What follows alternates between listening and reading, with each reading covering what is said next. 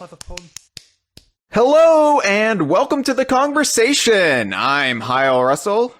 And I be Jeff Onan. Yar. No, stop. No, we're not. No. You got to talk a little. You got to do like a little talk, like just maybe one little talk, like a pirate. Oh, I'm a pirate. Oh, look at me. I look like gold and I bury it. Ooh. I think that's the gold member from Austin Powers. Oh, is that actually? So I don't even know what I was doing. The thing is, all right, so this is our 8th annual Talk Like a Pirate Day episode. Because we do a Talk Like a Pirate Day episode on Talk Like a Pirate Day, and this is our 8th season. And the thing about Talk Like a Pirate Day is that I always view it and romanticize it as the true last big hurrah of summer. Because in just, 3 days, it becomes autumn here in the Northern Hemisphere. So for me, Talk Like a Pirate Day is a way to encapsulate everything special about summer, but also remind you that you're going to be carrying forward those things you love about summer into the colder winter months. And then I realized, as a concept, Talk Like a Pirate Day gradually grows less and less charming with every year. And then it just gets irritating.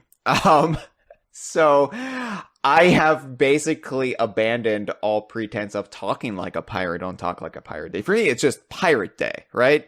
But the whole Talk Like a Pirate aspect of it got old around 2014, I would say. And I'm including that. Locked in the brig. Yeah, that's fine. It's fine. Just lock me up. Lock me up.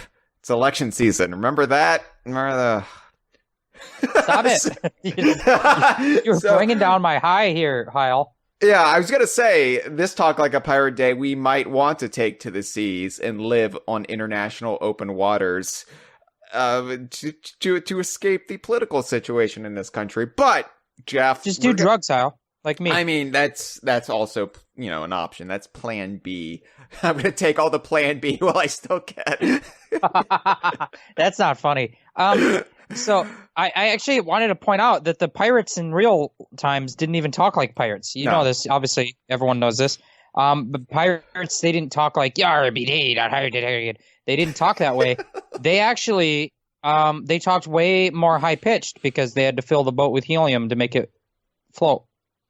That's an historical fact from Jeff Onan. And Jeff, you provide these historical facts to us when we stream Sea of Thieves. You're like, hey, did you know? And then you'll say something. And then we're like, I can't verify that right now because I'm playing a video game. But well, if you want more potentially true facts, you can check out my Sea of Thieves blog. Yeah. Which is full of facts. Golden Sands blog spot. Yeah, you got it. No, close. dkvine.com/Golden Sands blog post. Check it out. That don't. Works, I think. Anyway, so, every Talk Like a Pirate Day, we do a different episode of the Kongversation, and for the past few years, we've been mostly talking about Sea of Thieves because it is a big pirate game. But, the whole pirate love affair, or the love affair with pirates that the Donkey Kong universe and DK Vine have long held. I mean, it goes back to the very beginning. I mean, in 1994, Donkey Kong Country, we saw the Gangplank Galleon. And from there, this is mostly the doings of Greg Mayles, who has always been a big pirate fan and has always found a way to weave that aspect into the games he works. And then when you build a shared universe, you create such a strong skeletal backbone of piracy that then you can do a game like Sea of Thieves and it can become this big, massive omni prequel to so much of Rare. But this year, I thought, we had a lot of fun in June doing the not E3 Streamaganza episodes of the Kongversation, where we just did those live. We did them live and without a safety net, and then just that was the episode. And I thought, it would be fun to do that again for Talk Like a Pirate Day. So I thought we would do that, and I thought what we could talk about this year, because Sea of Thieves has been out for a couple of years now, and last Talk Like a Pirate Day was where we officially declared that Sea of Thieves is part of the DKU, but this Talk Like a Pirate Day, I thought we would take a step back, take a wider view of everything. And we've already talked, I think our first Talk Like a Pirate Day episode, we talked about the different pirates across the DKU, but that was back in 2013. It's 2020 now, and we have a whole game about pirates. So I thought we would take that game and all the other games, and we would rank them, similar to the top moments we did earlier this season, Jeff. The top moments of the DKU, the feel-good, happy moments of the DKU. Honestly, it was not one of the top moments for the conversation this year. You don't Jesus, you're so hard. Listen to that one. You're so hard on the conversation, Jeff. You're so everything you do. You're like, oh, this is gonna suck, and I'm trying to I'm trying to rally the troops here. I'm trying to get everybody excited, and you're just like, why we have to take turns being the depressing one. I guess that's true. Yeah, I guess that's true. Don't want to put it all on one guy's shoulders. I'm like, come on, troops. Come on, troops. And for lunch today, I had a Wish sandwich. You know what a Wish sandwich is, Hyle? What? No, I don't know what that is. A Wish sandwich is when you have two pieces of bread and you wish you had some meat. I never wish I had meat because I know what you wish. Thank you, Taj. So anyway, we're gonna rank top 10 pirates from number 10 to number 1. We'll throw in the pirates that didn't make the list. And it's controversial, Jeff, because we're ranking them different criteria than you might think. Because when you say, let's rank the top 10 pirates of the DKU, people might think that, in universe logic, that means that the best pirate is the most influential or the most successful at piracy, like the wealthiest pirate or the most feared pirate. And if that were the case, I think the winner of this list would be Ramsay the Pirate Lord from off of Sea of Thieves, basically the pirate king of the DKU. Maybe you could throw in the Gold Hoarder or Captain Flameheart or the really huge towering legends. But we're basing this on a broader out-of-universe perspective. What the pirates mean to the players and the fans, what they mean to the concept of the larger shared universe, and what they mean to DK Vine. So it's not a what's the best list, it's a what's our favorite list. Essentially. Yeah. Because some of these pirates might be abject failures at their chosen profession, which I sympathize with. I am a failed Donkey Kong journalist, Jeff. But I would also say I'm the best Donkey Kong journalist because you're not going to find 9 other Donkey Kong journalists or 10 other Donkey Kong journalists to edge me off the list. So yeah, you're the Walter Cronkite of Donkey Kong journalism. Yeah, and that's a pretty low bar to clear. But, so some of these might not even be really pirates at all. They just might be, have some tangential relation to piracy. So anyway, we're going to go down the list. This is going to be some characters from Sea of Thieves. This is going to be some characters from, pre-Sea of Thieves Donkey Kong universe. So this might be as controversial as Gibbon really coming down on the Donkey Kong Jr. is the adult Donkey Kong Country Donkey Kong from the last episode we did, which has rankled a lot of people.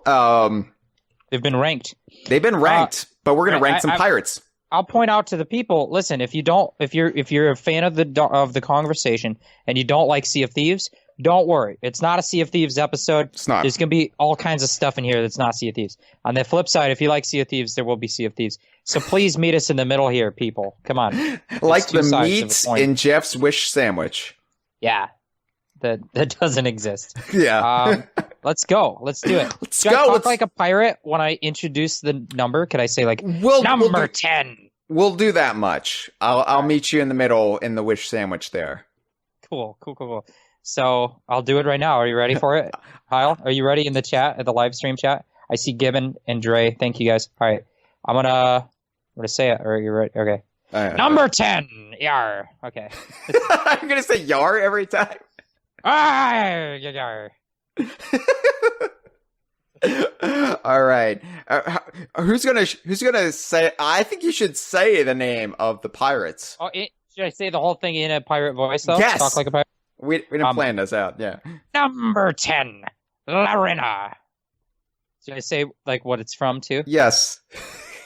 She be from the Sea of Thieves, Athena's Fortune novel, and the game also. Yeah. So Lorena. Swain. Okay.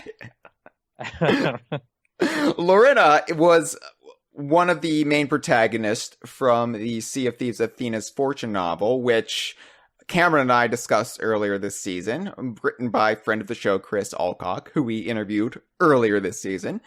Lorena was the star of, I guess, when I say present day section of the book, present day relative to the book, it's still set hundreds of years in the past, and it was set before the events of the game. So, anyway, Lorena recently was just added to, when I say recently, I mean in the last week, was September added. 9th, Yeah. 10 days ago. Was added to Sea of Thieves, the game. And so it is another instance of an expanded universe character then working their way into the game proper. And Lorena was mentioned in the game prior to this as the head of the Bilge Rats. And what the Bilge Rats are, Jeff, which you wouldn't know because you barely play Sea of Thieves, is this organization that they're not really part of the trading companies. They're their own thing.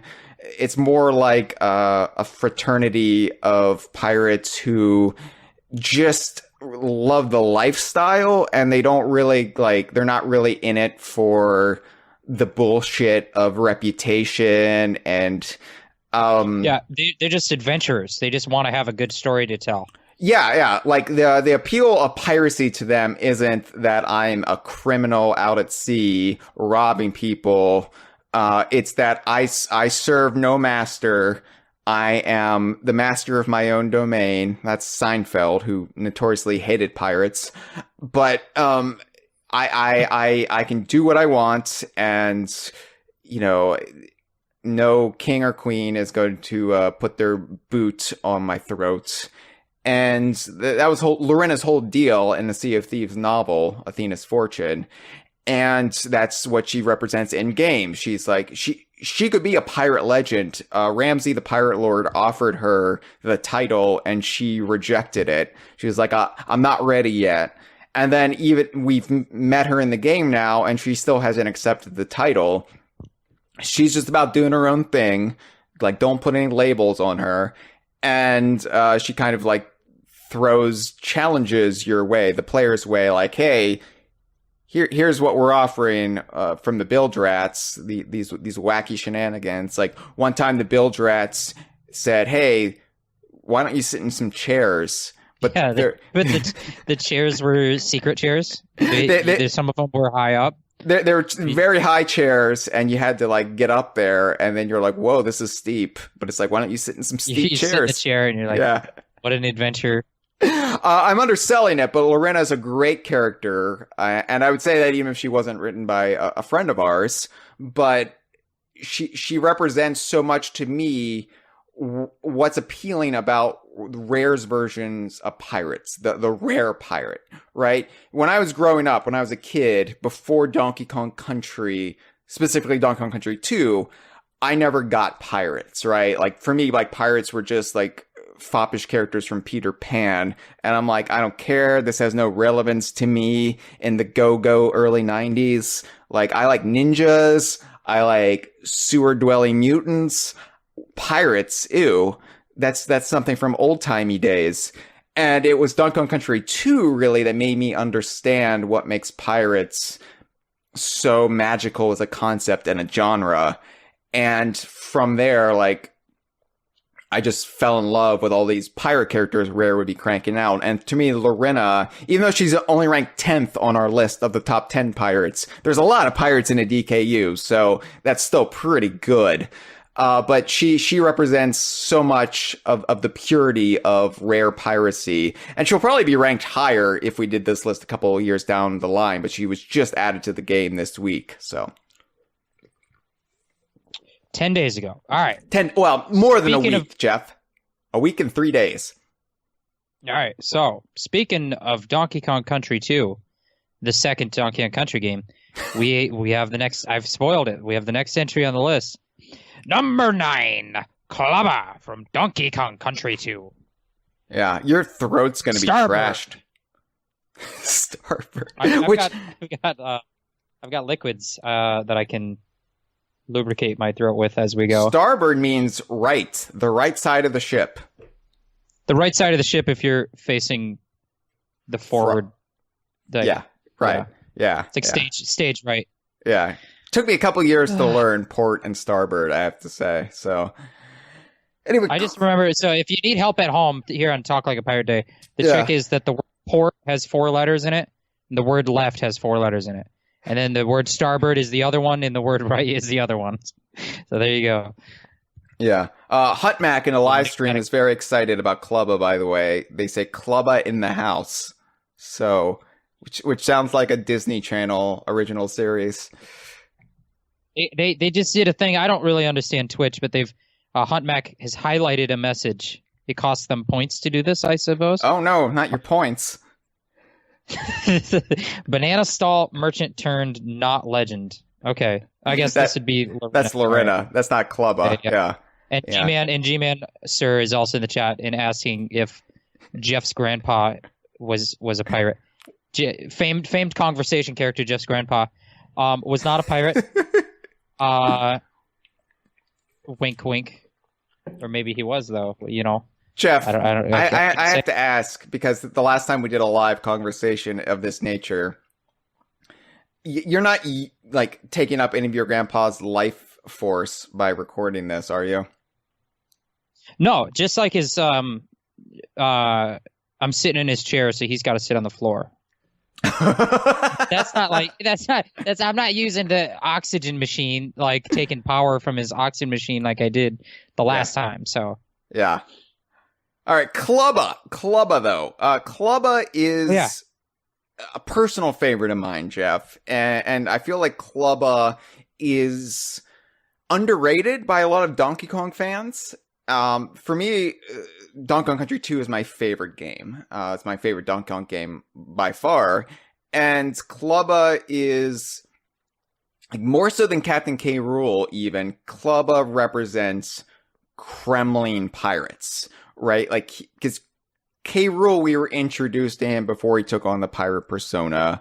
A lot of the henchmen in DKC 2 were around in DKC prior to their pirate forms, but Clubba was introduced to us as, here's just this pirate. Here's this pirate, and his name is Clubba, and he's called Clubba because he has a big-ass club, and he'll hit you with it if you talk out of line. And granted, that's not really a deep character, but Clubba ran Clubba's kiosk, and you had to pay him 15 Krem coins to get across into a golden barrel, and then you would have access to the Kremlin Lost World deep beneath Crocodile Isle. But Clubba, like, he's very gruff and mean to you. He has a Diddy punching bag in the back, and, you know, if you choose to fight him, he'll just beat you. You being Diddy and Dixie, he won't like go through your television and, you know, abuse a child. But the thing about Clubba though is after you pay him and you talk to him, he'll be nicer to you, and he'll start saying things like how awful K Rool treats the Kremlins and how he's kind of like rooting for you a little bit because K Rool is just such a shit tyrant of a leader. And Clubba represents, not only is he like a pure Kremlin pirate, but he shows that kind of independence in spirit that these pirate characters, the best pirate characters in the DKU, possess. And it's also the first instance of a Kremlin that has some shades of gray to him. something that would become a reoccurring theme throughout the series of Kremlings that would pop up, like Crunch or K Lumsy. Yeah, where they're not necessarily bad people just because they're Kremlings. They're just the political situation of them being under K Rool complicates things. And so I think Klubba was important for the series to kind of show you that, hey, Kremlings aren't just bad. They're not born bad. They just have a bad leader, which I think in 2020 is important for us to remember. But also Klubba, to me, in my fanon, I always think that the Kremlings who remained pirates after Donkey Kong Land 2, they went off with Klubba. And I feel like Klubba and them are still sailing around. And if they ever bring the Kremling pirates back into the series, have Klubba be their leader, like as this rogue faction, similar to the country cartoon, which had Captain Scurvy as the representation of the Kremling pirates, which is just a repurposed canon, basically from DKC2. But that I like Klubba for that reason.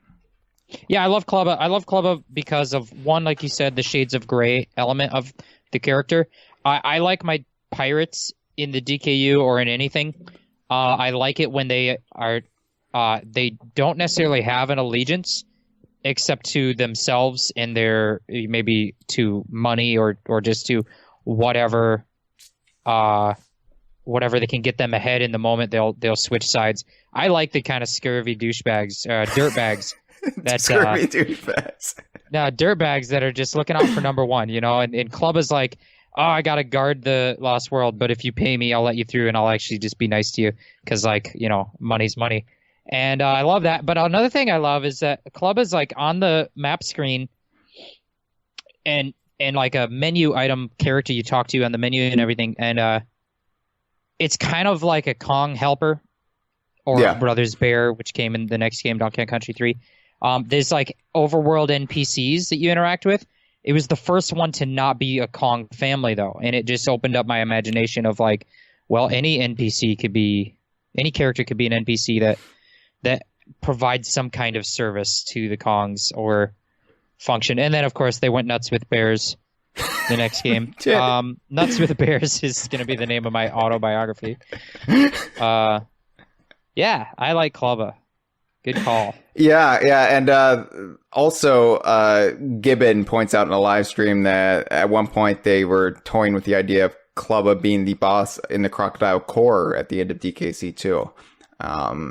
We saw Greg Mail's posted notes, his little sketch of Klubba there waiting for you in Crocodile Core. Ultimately, it was the right call to have it be Captain K Rool because, like it would have just kind of supplanted K Rool early on in the Donkey Kong mythos, and I think he needed to be the final boss once again to have that rematch aspect. But yeah, G-Man says, I'm really surprised they didn't make Klubba a reoccurring character. He would have been a perfect number 2 for K Rool. Yeah, I'm like, bring him back as a foil, like as a third party between the Kong Kremling crew rivalry, as like, you don't know which side they're going to side on. They could go either way depending on their mood and depending on what's advantageous for them. So for me, like, Klubba has the Gangplank Galleon. That's in his possession. It's all patched up. And it's still out there the size of several city blocks, inexplicably. But yeah, with 40 masts. Yeah. Oh, and we should also mention that Klubba does have a twin Cudgel, and who did not reappear in Donkey Kong Land 2. So I always just imagined he died when the island went down. Yeah, which further fuels why Klubba hates K Rool. Yeah. All right, we moving on. Let's go. All right, let's go. Number 8. Ramsey, the Pirate Lord from Sea of Thieves. Hornswoggle. That's... I was like, what character is named Hornswoggle? I don't know. Isn't that the wrestling leprechaun? I'm pretty sure. Just throwing a little English on it, Ramsey, yeah. So I mentioned like Ramsey should, in theory, be number 1 on our list if we were just ranking them by legends, in-universe accomplishments. Because Ramsey, he basically established the Sea of Thieves as we know it, and he's kind of the model that a lot of pirates try to emulate for themselves, although there are like different factions who are like, I don't want to be like Ramsey. I'm a douchey turd. I want to be like Flameheart, or there's like lots of different perspectives within Sea of Thieves. Just because Ramsey is the head of essentially the Athena faction, the Athena Guild, the Legends Tavern, and is like kind of the pseudo endgame goal. Like he's the character you meet not at the end of the game, but when you reach the accomplishment of Pirate Legends. You meet Ramsey, but just because the game is presented like that, it's like your pirate can also think Ramsey's in the wrong, and the Sea of Thieves should be exploited, or you should like be living a true, genuine pirate lifestyle. Because Ramsey is sort of like a pseudo Lorena in that he romanticizes piracy and what it represents. He doesn't necessarily like he's a little bit more of a dirtbag than Lorena, I would say. And he did abandon his family, but I think what makes him quite different from Lorena is that I think a little bit a part of Lorena's character is a rejection of order, a rejection of rules. Yeah. And I think that Ramsey very much represents, in some way, the opposite of that, because he wants to establish an order and set of rules that allow them to continue their free life. It's like rules to protect freedom, which is, kind of anti-freedom. But yeah, he's got an interesting way of the pirate life where he's like, we need to have this big alliance so that we can continue to be pirates. We need to have a set of procedures and kind of an order and a structure to it. And a lot of people rejected that. And they all ended up being bad guys. So, the game the game in the novel kind of takes a moral stance on it, that he's right because he's the only one who doesn't turn into a literal villain. But no, the captain of the Morning Star didn't. Eli Stone, is that it? Was it Slate or Stone? Slate, yeah. It's something hard and rocky, but yeah. I mean, like for me, my pirate ancestor, my character in Sea of Thieves, definitely is on the side of Ramsey. And it's funny because Rare just released this like pirate quiz where like you have to answer questions to see where your pirate kind of aligns, like with what guilds they align with. And mine sort of aligns most with the Order of Souls, which, I'm more into like the questions of the Sea of Thieves, the mysteries, the spirituality and the mysticism. And, Ramsey sort of embodies that. Ramsey and his crew, his crew that remain loyal to him. But, if you got these other factions like the Reaper's Bones that have sprung up that are like purposely set against Ramsey's ideals, and they're more like emulating Flameheart, who is this other nefarious force on the Sea of Thieves, gaining influence, kind of like a Sauron. Like more and more pirates are falling under his sway. But then you also have like allusions and references to things called like the Mutinous Fist, which is this like faction that's rebelling against the Pirate Lord, and incidentally, like would later inspire Bleeding Edge, another Xbox One game. But I really like Ramsey. You could have made his character like cut and dry. What makes him so interesting to me is that he's flawed. He's a flawed man who got in over his head a little bit, but like by and large, like I think his character means well, and I think his stumbles just make him more endearing to me. I think I would say the one thing that I'll say about him is they set out to create a character that is supposed to be the most legendary pirate. Yeah. And I think that in most pirate fiction, they will have that kind of character. And in most examples, they make them feared and scary and the most cutthroat. Like, the most legendary of all the pirates is the one who people hear his name and it's like hushed whispers, and then he's just like the most feared, dangerous, evil, bad guy. And instead, in Sea of Thieves, the most legendary pirate is a pretty jovial guy who's really about reaching your potential, I think, and kind of living the pirate life and the breeze of the ocean and the et ceteras. So they could have made him like a bad guy, like not a bad guy, but like a scary guy. Mm-hmm. And instead they made him kind of a pretty happy guy. Yeah. And I like that aspect of his character. He's essentially positioned in the game as like this ghostly Santa Claus figure, and you go get to visit him in his workshop, and it's really I mean that's what it feels like, and I like that, and I think he's got those reindeer. I mentioned Rare's version of pirates, and I think if you're going to have the most legendary in-universe, like, rare pirates, then Ramsey is very well developed and true to that. So, yeah. All right, let's move on to the 7th. Number 7. Zombie pirate captain from Grabbed by the Ghoulies. Shiver me timbers. It's weird to me. All right, that we have a zombie pirate captain above the most legendary pirate in the Donkey Kong universe, because the zombie pirate captain is not that. The zombie pirate captain in universe kind of sucks and was easily dispatched. But it is interesting to me, too, that he's right next to Ramsey, because when I got to visit Rare in 2016 and I saw all the concept sketches for Sea of Thieves, and I saw some stuff that still hasn't even made its way into the game yet, in 2020, but I remember that's where I saw Ramsey for the first time, like the vision for Ramsey, and I saw him like as this ghostly figure in the Legends Tavern. And I was like, is that the zombie pirate captain from off of Grabbed by the Ghoulies? Because they look fairly similar, except one is in a decaying body and the other is a ghost man.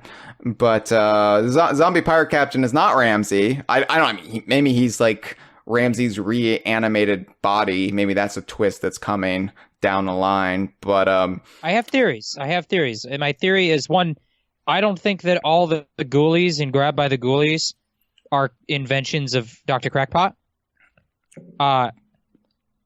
Obviously, he creates most of the Ghoulies. It's like his experiments or whatever. But I think that the zombie pirates are like a neutral. And I know that there was that the final version of what they do in the game is not, I guess, what that was planned. They had a more elaborate. I guess the pirate ship was gonna like crash, and then they were gonna like invade the mansion or something. Yeah. So to me, they come off as like, they're not actually ghoulies in the sense that they are aligned with Dr. Crackpot and Baron Von Ghoul and an artificial creation. I think they're genuine zombies that just happened in the world, and that the zombies of the zombie ghoulies that are not pirates were created by Dr. Crackpot from experimenting on the zombie pirates. And I think that the zombie pirates come from the Sea of Thieves, and I think that they are still alive because the zombie curse makes them immortal.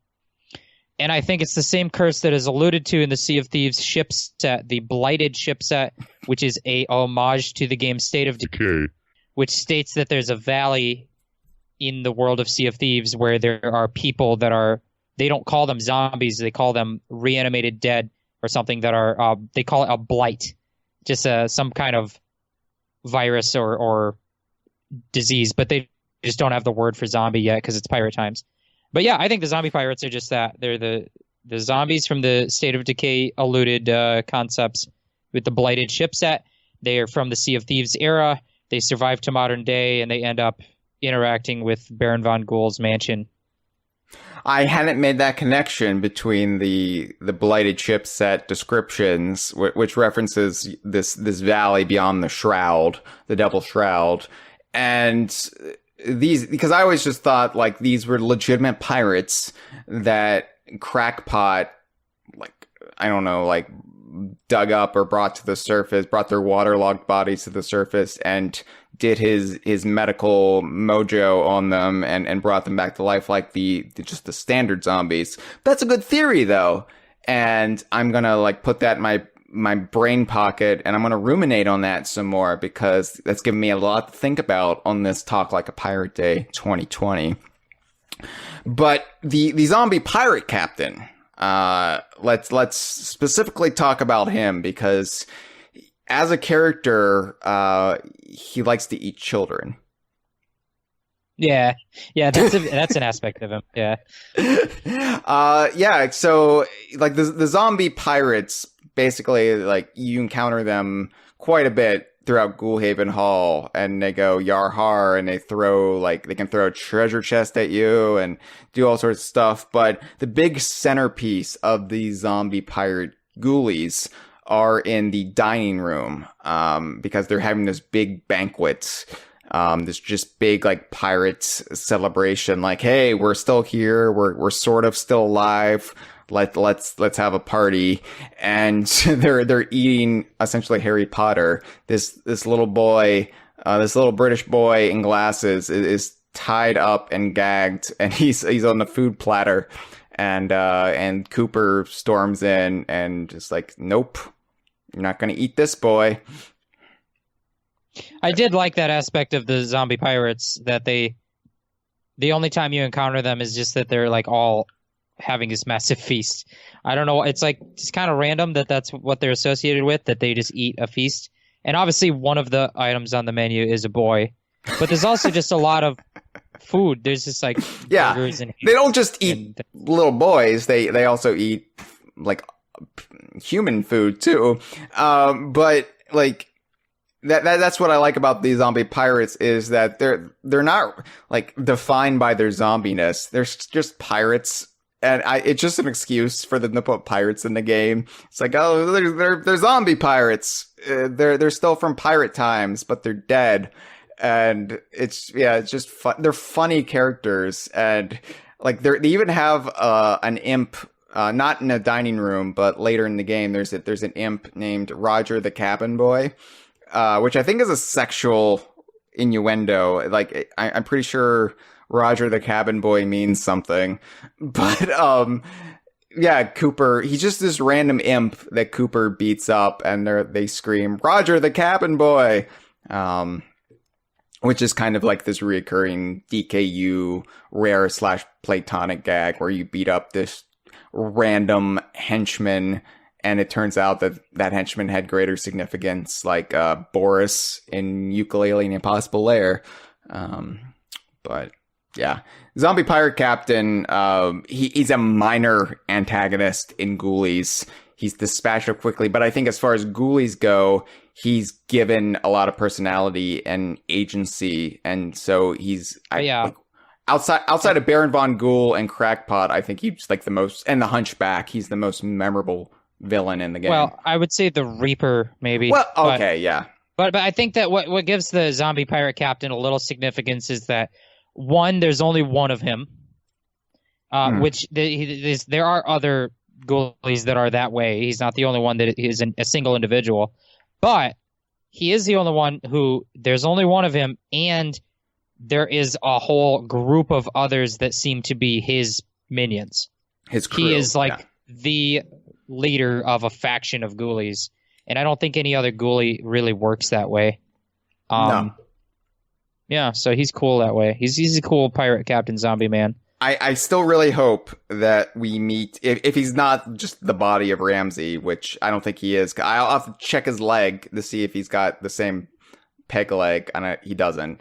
But I would love if they would introduce him in Sea of Thieves, or somebody that could plausibly be him when he's still alive in Sea of Thieves, and just leave it for the hardcore Ghoulies fans, all 12 of us. I've said that for him, and I've said that for Mr. Ribs. I want to see a living pirate who's just a cook, and his name is just Mr. Ribs. Because he makes great ribs. Just like, yeah, because he likes, yeah, exactly. And then we can connect the dots and say he becomes the skeleton. Yeah, there's so many like potential origin stories in Sea of Thieves because we know TT the stopwatch is also another one. By the way, download TikTok today, people, if you're in America, because this is your last day. You can download TikTok. You don't have to though. You don't have to. I'm just saying if you want I just remembered because TT's name is TikTok. But anyway, TT could plausibly be an enchanted stopwatch from the Sea of Thieves. And there's lots of those like potential origins you could tie into Sea of Thieves, which is great. It's great. And G-Mancer in the live stream chat says, does Jeff's grandpa have a TikTok? He does not. He does have a Facebook. So there you go. Yeah. Okay. I thought you were going to say he does have a pacemaker. And an OnlyFans. Yeah, a pacemaker. All right, are we moving on? Oh, yeah. Okay. I want to see Jeff's grandpa's OnlyFans page. Yeah, he's on all of the the slutty ones. It's great. Number 6, Briggsy from Sea of Thieves, Athena's Fortune, and the game. Yeah, Keelhaul. She debuted in Athena's Fortune, and then later turned up in Sea of Thieves before Lorena did, actually. But Briggsy, we talked a little bit about her on the Athena's Fortune episode. But what makes Briggsy so great is we see her at 2 stages of her life. Well, 1 stage of life and 1 stage of death. Briggsy represents the majesty of being a pirate and everything that can go wrong with being a pirate when things don't go your way. Because Briggsy is introduced in the big parlay sequence in Athena's Fortune when they have a big pirate parlay, which is basically put down your swords. We're all meeting.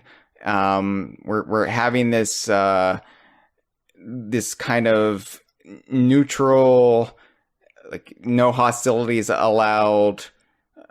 What do you call it? Not a debate, but an attempted peace treaty. I don't know, but basically, when a pirate calls a parlay, you have to meet and no shooty stab, please. And Briggsy was introduced in that sequence when the Kraken attacked them as just this like incredible, adventurous, like amazing, like she's like parkouring all over the place, and she doesn't give a damn, like she's throwing caution to the wind, and you're like, whoa, that's a cool character. And then eventually you see where that gets her. She falls victim to the Skelly curse, and she becomes a Skelly Lord, and one of the major antagonists in the Tall Tales stories. Yeah, and I mean, I guess that's a little bit of a spoiler, but at this point, if you're following Sea of Thieves at all, you probably know her from the game before the novel anyway, and so the game already spoils that aspect of the novel in some sense. Not that it's like a plot point of the novel, but anyway.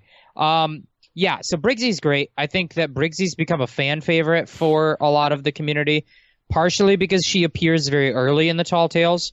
So even people that maybe didn't play all the way to the end of the story, she stands out as a very notable. It's Ramby syndrome, which is when a character is one of the first to appear in a game, and so that becomes more memorable in the public's mind. It's why Ramby the rhinoceros is more well-known and beloved than Espresso the ostrich. True. Yeah, good point. That's it. So, yeah, Briggsy has the Ramby syndrome, something fierce, and also just a likable character. I think that in so far as the Skeleton Lords are objectively bad guys. But what Briggsy's character demonstrates is that sometimes becoming bad is against their will. Because some of the other Skeleton Lords were bad guys before they transformed into skeletons, and this becoming a Skeleton Lord through this curse just exemplified their worst traits. But the point is, anyone can get this curse, and when you get this curse, it's going to turn you evil. It's going to turn you into a kind of distorted version of yourself. And Briggsy kind of resigns to her fate of being a pawn of the Gold Hoarder and a tool for evil. But throughout the transformation, she is like regretful of this and knows it's happening but can't stop it. And then even as a Skeleton Lord, has enough free will left remaining to try and seek out a cure for the curse. Because the skeletons that are in her crew talk about this and say, oh, Briggsy wants to find a cure. Do you even think there is a cure? Would you even take a cure if there was one? And so they have this whole conversation about it. So Briggsy is obsessed with curing her status as an evil skeleton. Yeah. Because she has enough free will to know she doesn't like it. But she's still an evil skeleton. And that's what I like about her character, is it gives a lot more depth to this curse. It gives a lot more depth to... Because it's not just like, oh, the only people who ever get cursed are the bad guys who deserve it. No, it's not the case necessarily, so... And you definitely sympathize with her plight, especially after you defeat her.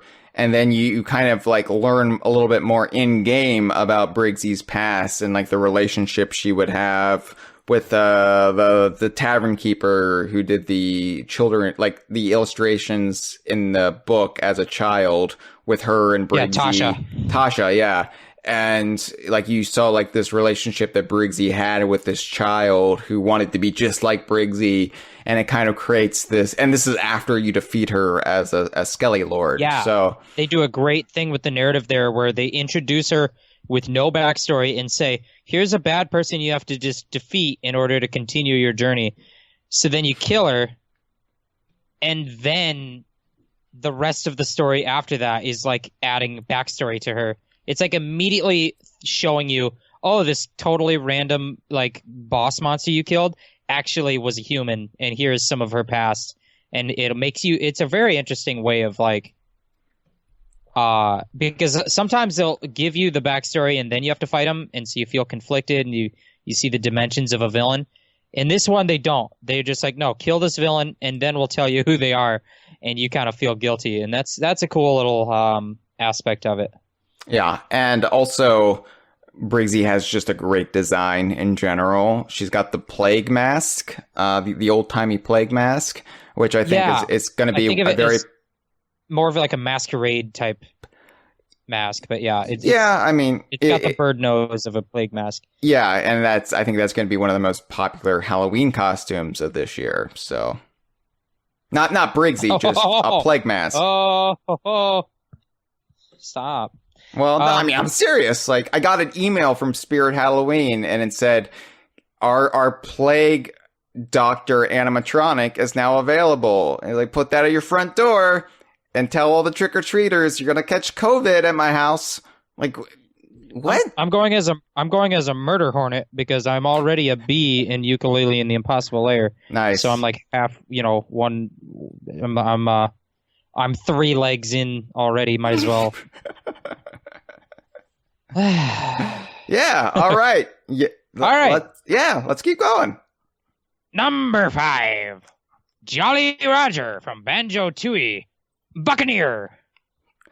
Buccaneer, indeed. Jolly Roger is when we meet him, he is the mayor of Jolly Roger Lagoon. And I always confuse it with the Super Mario 64 world, because I always mix up it's Jolly Roger Bay from Super Mario 64. Bob on Battlefield. Yeah, that's the one. He is both the mayor of the town, and he's also the innkeeper of the Jolly Roger Inn. He's also a frog, which we should point out too. He is a frog. Yeah, people like that. They love frogs.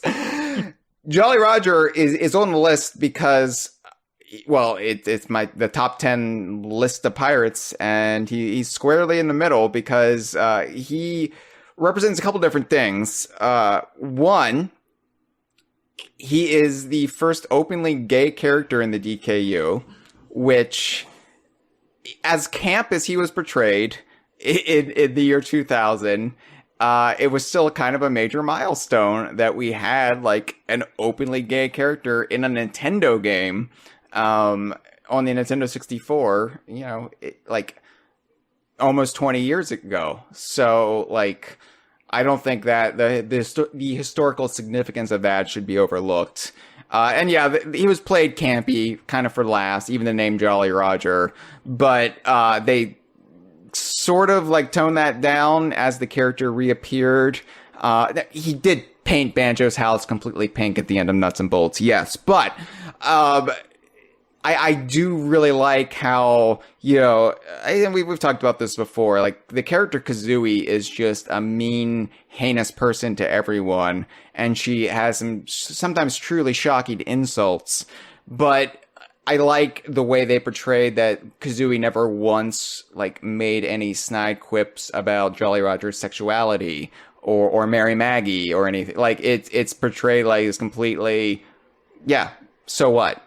And not only that, but then Jolly Roger kind of becomes part of the gang after his appearance in Tooie.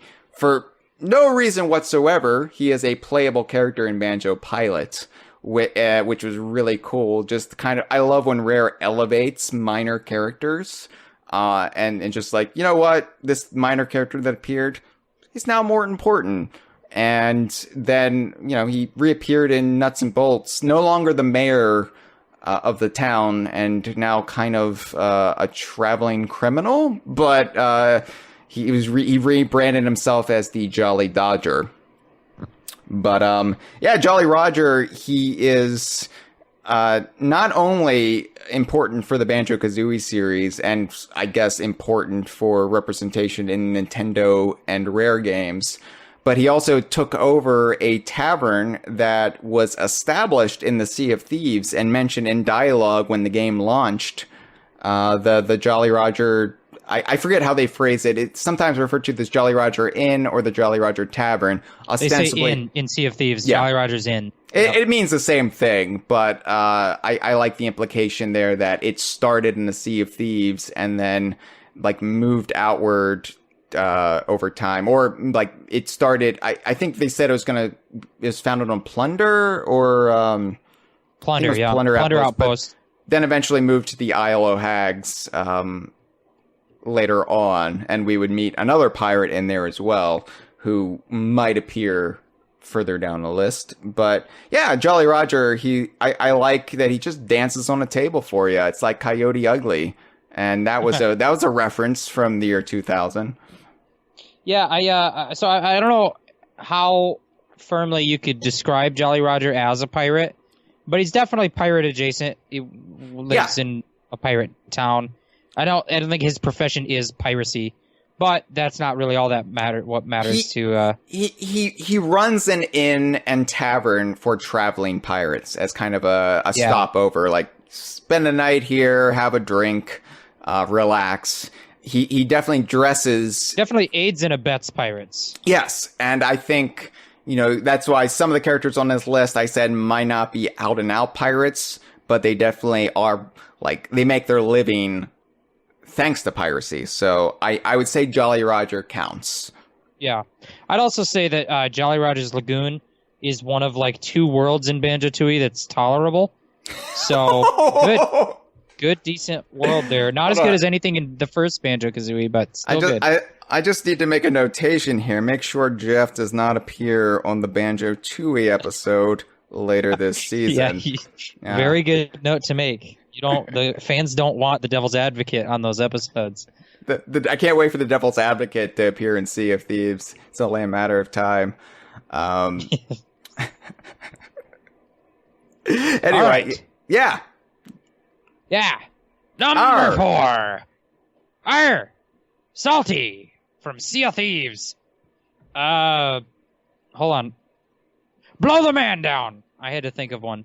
I didn't have a pirate term queued up on that one. I'm amazed Jolly Roger didn't have that line of dialogue in Banjo-Tooie, considering some of the things on the menu. Perfect. Yeah. Salty. I wanted to describe Salty. Yes. For those who don't know, because he is he's a Sea of Thieves character, and he's a little bit of an obscure one if you're just casually into the game. He's ranking high on the list for such an obscure character. But that's kind of DK Vine's thing, isn't it? It is. Yeah. We really celebrate the weird ones. So Salty was a shopkeeper in the technical alpha era of Sea of Thieves. Which we can talk before about the game now. even launched. We're allowed to talk about it, I think. Unless they, they can call a cop. So Salty was a shopkeeper.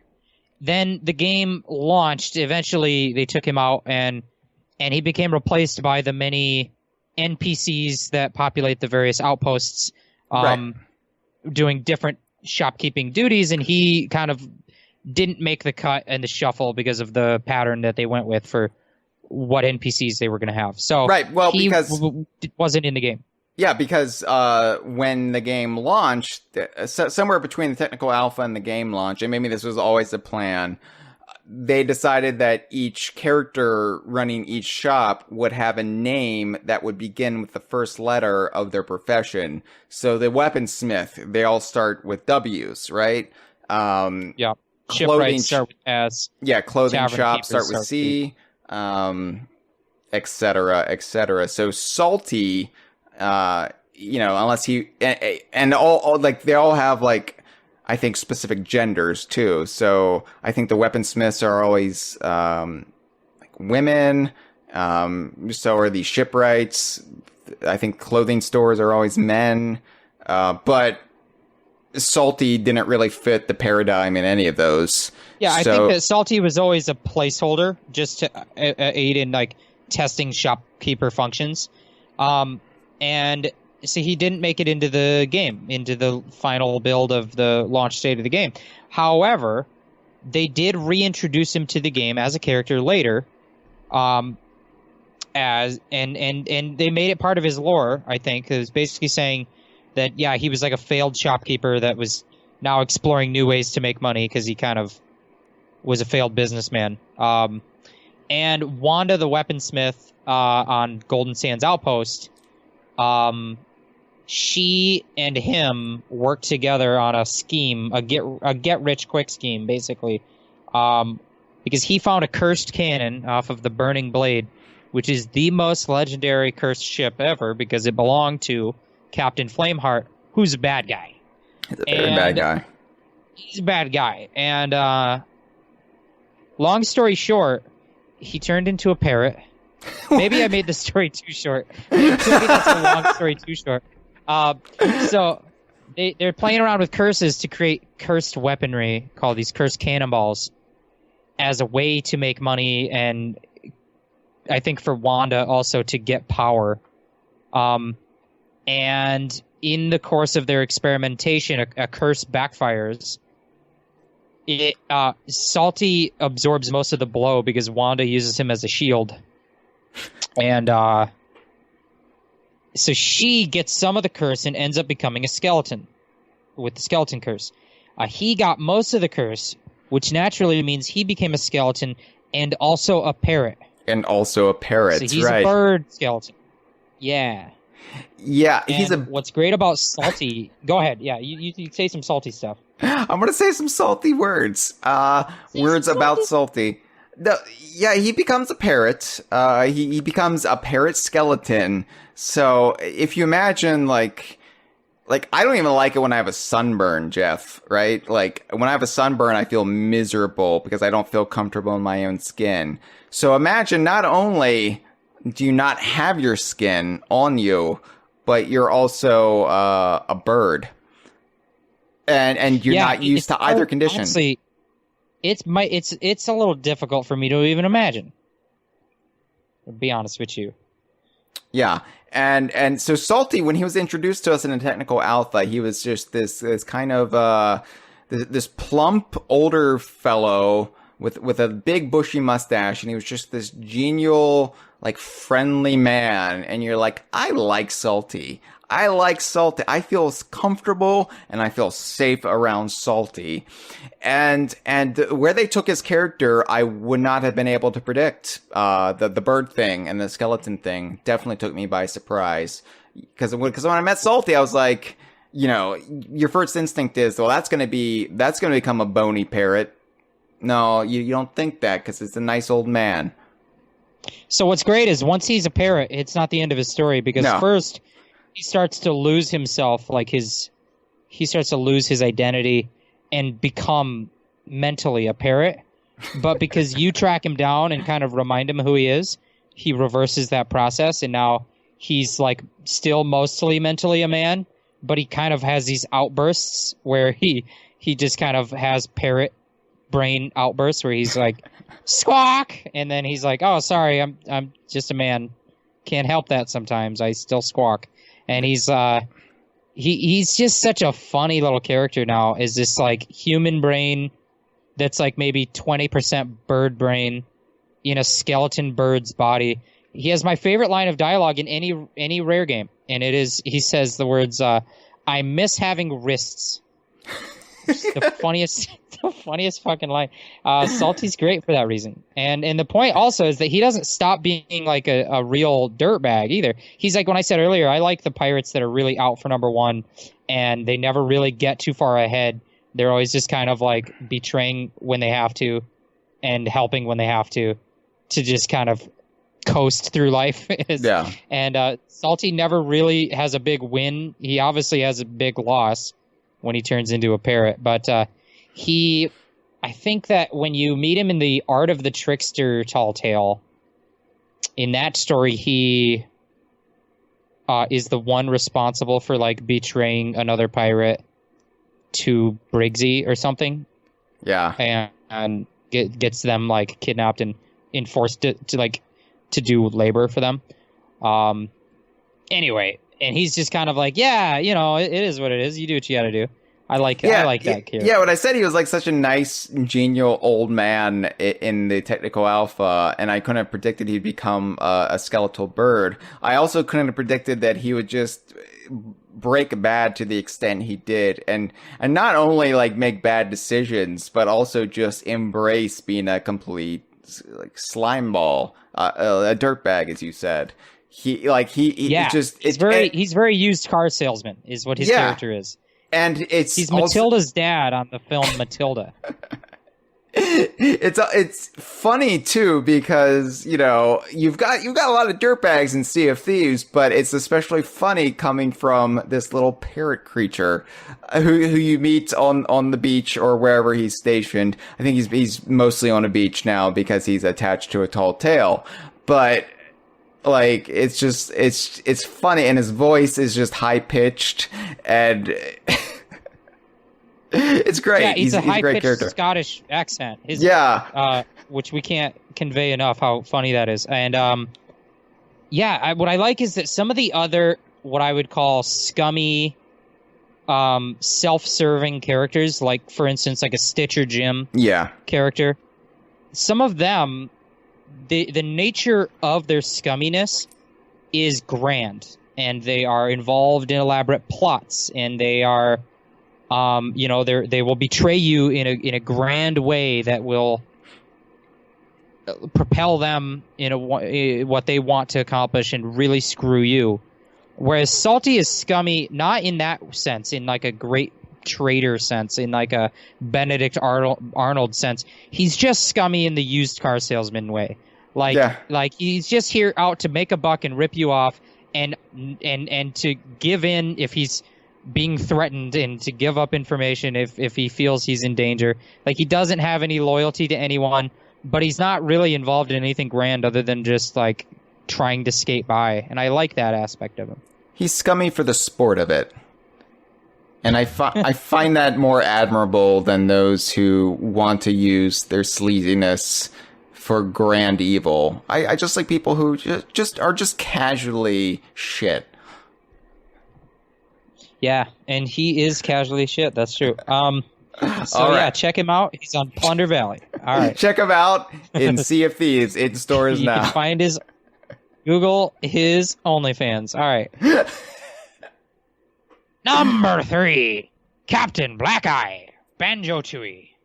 Yeah, Captain Blackeye. You knew Captain Blackeye was going to be on a list, everyone. And if you didn't, you haven't been paying attention to Captain Blackeye. So Captain Blackeye, of course, has a very interesting backstory, how he came to be, because he was originally, the antagonist of one build of Project Dream. and then got removed from the game when it stopped being about pirates.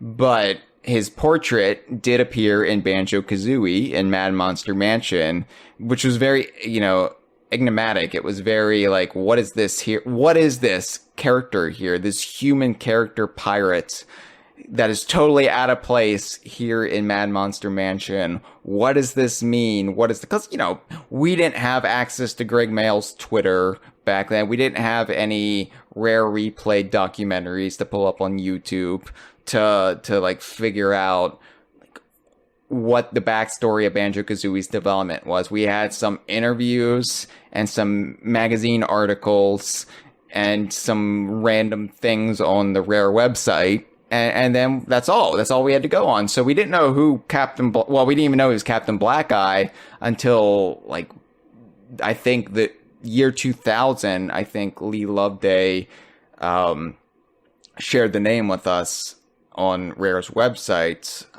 But, yeah, he did then appear in Banjo-Tooie in Jolly Rogers. He was in the back room, and he is a washed up pirate who, like, there's two sides to him, because there's the meta side that's complaining that, a bear stole his glory, i.e. when Dream became Banjo-Kazooie, he was removed from the game. But then there's the in-universe aspect where he is just this pirate who has fallen on completely hard times and is just hanging out in a bar as a result. And there are all these theories attached to Captain Black Eye, like stop and swap theories. For more on that, listen to the recent Iceberg episode I did with Mitchell Wolf. But yeah, it's not about lettuce. It's not about I will defend Iceberg lettuce. It's not that bad. It has its purpose. I don't got no issue with. I'm not trying to call out iceberg lettuce here. I know. I just don't like the taking snobs. a stand. I don't like the lettuce snobs who are like, "Ew, iceberg lettuce," and I'm just like, "Get over yourself." Benedict Cumberbatch. It's the lettuce lobby that tries to sow division among the because it just generates. Because no press is bad press. It just generates more. You're feeding right into their marketing ploy when you talk shit about iceberg lettuce. Yeah. My thing is, if you're going to have a nice trashy salad, a nice trash salad, which is what I call salads that are like loaded up with ranch dressing and some shredded cheese, some imitation. I was thinking it was like bits. A salad made of stuff that you can find on the street. Just picking things out of like cracks in the cement. Cracks in the cement? That's a trash salad. Like the grass that grows through the cracks in the cement? Yeah, you just go around the neighborhood looking for things that are alive that you can eat. Anyway, iceberg lettuce is the best when you just want to have a trashy crouton-based salad. That's my word of advice for all of you people out there who are like... It's our word of the day if you're following along at home with the DK Vine prize app. Crouton. Crouton. Yeah. Anyway. Crouton. So Captain Black Eye basically serves very little purpose in Banjo-Tooie. He's just this kind of mystery figure, but at least we got to meet him finally, and then he would be referenced. His pictures are hanging in Ghoulhaven Hall, implying that maybe he stops off at Ghoulhaven Hall on his voyages, that he has some sort of friendship with Baron von Ghoul, and he also has a... like is it a barnacle remover or is it the wood stain that he has in Ghoulhaven Hall? One of them is Captain Blubber. One of them is Captain Blubber, and then I think Blubber might have the barnacle remover. And then Captain Black Eye has the Seaman wood stain, which of course is just a jizz joke, like most of the jokes in Grab by the Ghoulies. Baby jizz joke. Sorry. Great. Now the B-52's lawyer will be coming after me. Because I sounded just like him, that we're going to get like automatically tagged by the algorithm. It's going to be like that David Bowie parody. That's our most watched YouTube video, but also the one that was taken down by YouTube for several years. Anyway, so yeah, Captain Black Eye, then he had a statue in Viva Pinata that you could put in your garden. And like, I think the description there, once again, was like Captain Black Eye has visited Pinata Island, right? And then Sea of Thieves, we were like, when is Captain Black Eye going to appear in Sea of Thieves? We know he's going to appear in Sea of Thieves. He has to appear in Sea of Thieves. And eventually we learned, well, Greg Mayles is kind of sailing as Captain Black Eye. Captain Black Eye is referenced in game. He owns one of the clothing shops, and he's also referenced in the Tales from the Sea of Thieves book as well. So he does exist as a character who is like kind of on the peripheral of all the events in Sea of Thieves, but also means that his character is either immortal or just very, very old, which is fine because the Fountain of Youth is a literal thing that exists in Sea of Thieves lore. It's been mentioned in Sea of Thieves lore. So, it has been mentioned, yeah. So he must have found it because that's how he's still alive all the way in Banjo-Tooie times. Yeah, which I like. That explains why you have this kind of old-timey pirate who's dressed in the pantaloons and all the frilly doodads of a 16th or 17th century pirate in the year 2000 in Jolly Roger's Lagoon, just hanging out. And that explains kind of how that piece of piracy has survived to the modern day. That might influence why Kremlings go all in on just like emulating that aesthetic if we still have pirates from the time of Sea of Thieves sailing around the Rare Captain Archipelago. Bones is still alive too. Captain Bones he's off exploring the galaxy, doing autograph sessions. So and he seems to really hate it. So yeah, but Black Eye is like one of the most celebrated minor characters in DK Vine, in our corner of the fandom, for all the various reasons, for like the romanticism of the unknown and what he could represent from Banjo-Tooie all the way to Sea of Thieves. And I like too that when he rants about a bear stealing his glory, he could be referencing the Bear and Bird figurehead that you can put on the front of your ship in Sea of Thieves, and then that could be your pirate ancestor that he's referencing. That's the bear or it might just be Eli Slate, who also uses the bear. We don't know. Yeah, the Morningstar ship. Yeah. Bear figurehead. All right. Number two. That means poop. Hey, our pirate ancestors from Sea of Thieves. Bilgewater. That also could mean poop. Bilgewater, that funky water. All right, I'll stop. Stop. I just like it when the lawyers have to get involved. I don't know why. They've got to eat too. Lawyers got to pay the bills. Our pirates. What we mean by that is our player characters that we, not in avatars, but sort of avatars, and characters that we use to traverse the world of Sea of Thieves and have assigned our own lore to them and have lived in that lore for now close to about 3 years if you count like the betas and stuff. But I guess it wasn't the same pirate in the beta. Yeah, like our pirate that we first built, we don't really build it. There's the pirate generator. You select it. Yeah. The infinite character select screen.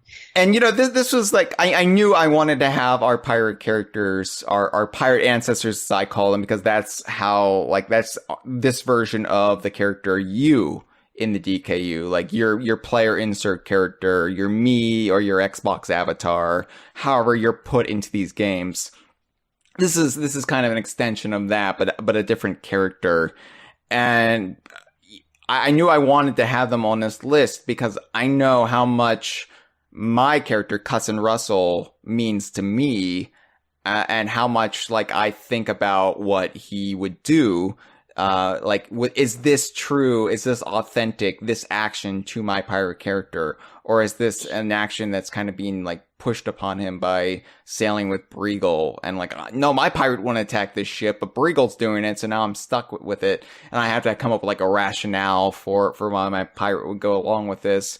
But, I know Jeff the Brash, your pirate character, means something to you. And I was like making a list of like the characters in the DKU or the Rare Shared Universe, or however you want to parcel it out, like what they mean, like what characters mean the most to me. And I was like, yeah, Cousin Russell would be on that list because this is a character in Sea of Thieves. Yes, I created him. Yes, I'm controlling him, but he still exists in Sea of Thieves. And yeah, like the whole idea behind the game is be the pirate you want to be. Well, that's the one of the catchphrases they were using early on, but it's held true. Like, it's held true for me. Like, my pirate, taking that pirate personality quiz, right?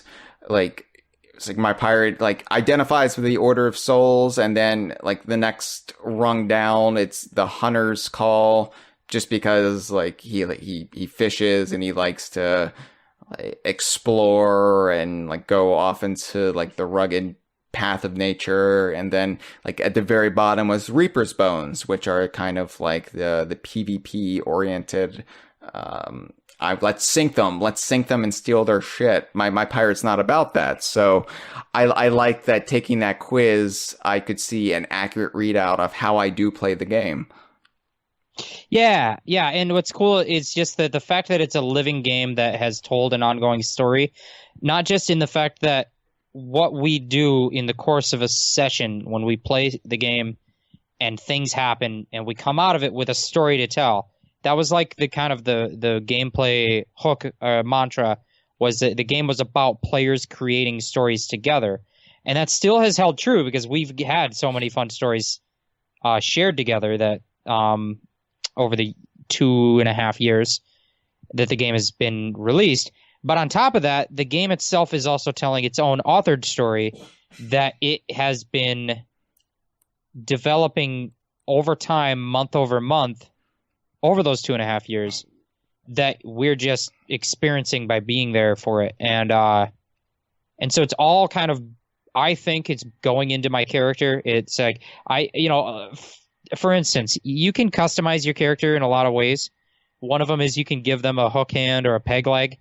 And I insisted that my character wouldn't just have a peg leg right out the gate unless something happened to me in the game that would justify my character canonically losing their leg. Like, I would never take the peg leg off, even though you have the option to do that in the customization box. I could just grow my leg back, but that's ridiculous. My character wouldn't grow his leg back. I'm not a lizard yet. And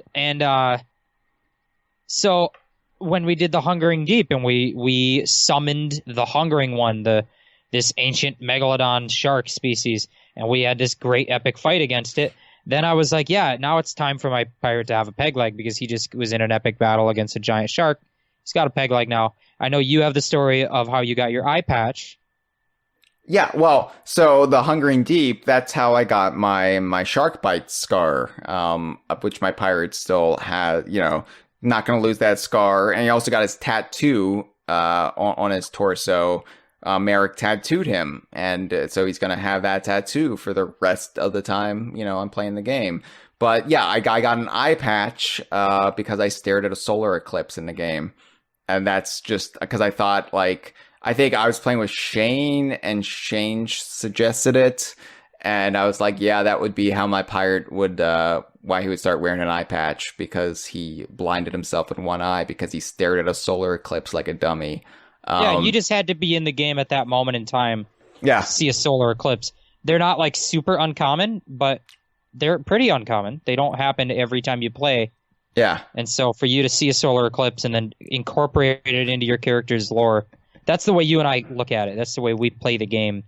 Is the outfit that we wear matters, the way that they style themselves and look matters. Yeah. And the shared stories we've had. My pirate, when he started the game, he had no tattoos, no scars, and he had long hair. And now, when he became a pirate legend, after finishing Tall Tales, and my pirate character died and went to the Ferry of the Damned right when the Gold Hoarder was defeated, and he missed the whole speech from Ramsey, and just completely missed it. And then he went through this deep depression. He went through this phase where he's wearing like dark mascara and he was just in a funk.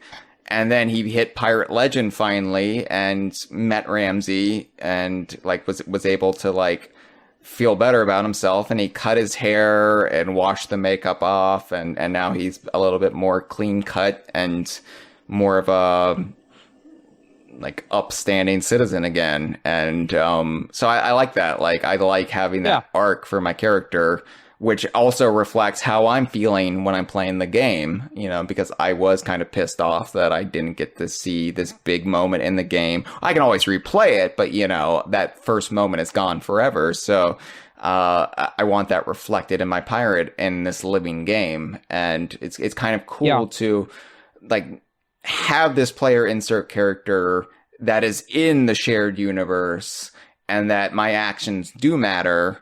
Not just to myself, but the people around me and ultimately the game. So that's pretty cool. And that's why, like, I'm never going to have this level of resonance with any of the other characters on this list that I do with our pirate ancestors. And I like was going to have this at number 1, and you talked me down from it. And I was like, I see your point, Jeff. Okay, it's number 2. But this could have been number 1 very easily. Yeah, definitely. And you know, Sea of Thieves is a role-playing game in the purest definition of that word. You role-play as a pirate, and that is what brings about most of, especially when the game was light on content and light on mechanics, when it was purely about the stories you create together, it was the purest form of role-playing because you put into it what you wanted, and you still have that as much as you want to put into it. It's maybe not so heavy a role-playing game in the mechanical sense with stats and power progression and those kind of mechanical, technical aspects. But it is a role-playing game insofar as you are playing a role and you can push it as far as you want to take it. In kind of a very old-school, traditional definition of a role-playing game. Yes. And like when you like looking beyond just Sea of Thieves, looking at the entire DKU, I love too that I can then chart like Cousin Russell, right? I can chart like this is the ancestor to Hyle Russell, me, but really my player insert version of myself. And Cousin Russell sails routinely with a pirate, Comrade Shane, I think he still goes by that. His pirate still goes by that, but who has a parrot named Hyle, and that's where my family learned of the name Hyle, and that's why it actually became a family name that eventually I got. And so you retconned your own birth circumstances. Yeah, I retconned like my own name to be that of a parrot's name, but like then, you know, the character of you, in that case, the character of Hyle, who was a contestant on It's Mr. Pants and raced some go-karts and did some stuff with the Kongs and Banjo and other characters, and then somehow inspired a bee, like I had a bee based off of me, as did you. Like the writer of the Grand Tome wrote in a bee character based on this semi-famous celebrity from the It's Mr. Pants show. I don't know, but basically, I love that I can chart this whole absurd family history for myself within a DKU. And yeah, I'm a crazy person, but it's fun to have this kind of alternate history for my own life within the context of Donkey Kong's world. And that's something that Sea of Thieves has really gifted me. So thank you. Yeah. All right. So Jeff, we limited this to 10, but there are so many pirate or pirate adjacent characters that could have been on this list had we done like the top 30 or whatever. Wanting to go with our 10 favorite, though, we had to leave out quite a few characters. And I just wanted to and you wanted to kind of pay lip service to these characters to let people know, hey, we did consider these characters. They ultimately didn't make the cut for various reasons. Some, like, we were like jostling this list a couple hours before we recorded, and we were like, no, you know what, let's bump this character because this character means more. So we should go through the honorable mentions list really quick. And let's do it. Yeah. Let's do it. So, honorable mention. Oh, I got to do the pirate voice. Right? Yeah, Talk like a pirate day.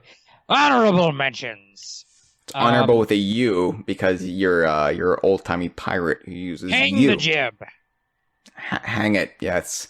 All right, so I guess let's just alternate. I'll go first. Screech from off of Donkey Kong Country 2. The first instance of a pirate having a parrot in the DKU. In this case, it was Captain K Rool having his own evil animal buddy, which is just a great concept that I wish they would explore more. The character Screech is great. He's just this like beaten down looking pirate and great rival to Squawks. And right on the box art too, for Donkey Kong Country 2, Screech and Squawks kind of having a little tiff in the background. I guess that's what you call it when you beat somebody with a baseball bat. Oh, sorry, officer. Tiff. I was just having a little tiff with the old missus here. Tiff. With the missus, see, you just changed the context of the whole thing for me. Now it's sad. I thought it was just two grown men having a fight with a bat, but no, when it's okay. Oh, yeah, no, it's fine if it's two grown men beating each other with a bat. You're right. Well, okay, it's not fine, but it's not as bad as I know they're both bad. One's probably worse, yes, but next week, I like Screech. I like the concept of K Rool having his own animal buddy. That's like really the pinnacle of that character. And then we get Talks as a parrot animal buddy for Funky Kong. Funky, yeah. So it's just I love that aspect of it. And then the next one we have is Barnacle Bear from off of Donkey Kong Country 3, who's nautical themed for sure, not super pirate themed. He's more of an old-timey sea captain versus like pirates, but he is like the one, I would say, kind of seafaring aspect of DKC 3, which is entirely lake-based. So it's kind of nice to have this character coming off of Donkey Kong Country 2 and Land 2, which were entirely pirate themed. It's nice to have this like one like link to all of those themes, even if you're in like lake country at this point. I did want to bring up Barnacle just because he is Greg Mail's favorite Brothers Bear. I did not know that, but I think he's mine too. Mitchell Wolf did a Which Brothers Bear is Best with Greg Mails, I believe at Comic-Con, and we have the video on our YouTube channel, Jeff. If you would go to YouTube/Greg Mails videos, obviously. But yeah, Greg Mails, who did not invent the Brothers Bear, did not really work on DKC 3 at all.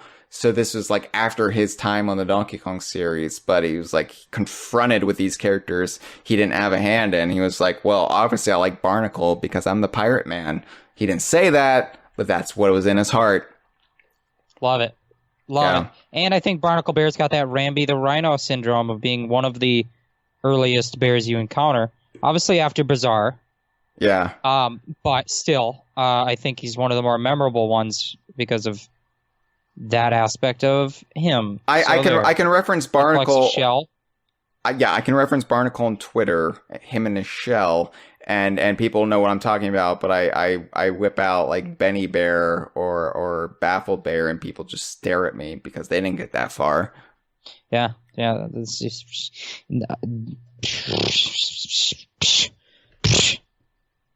Yeah. All right.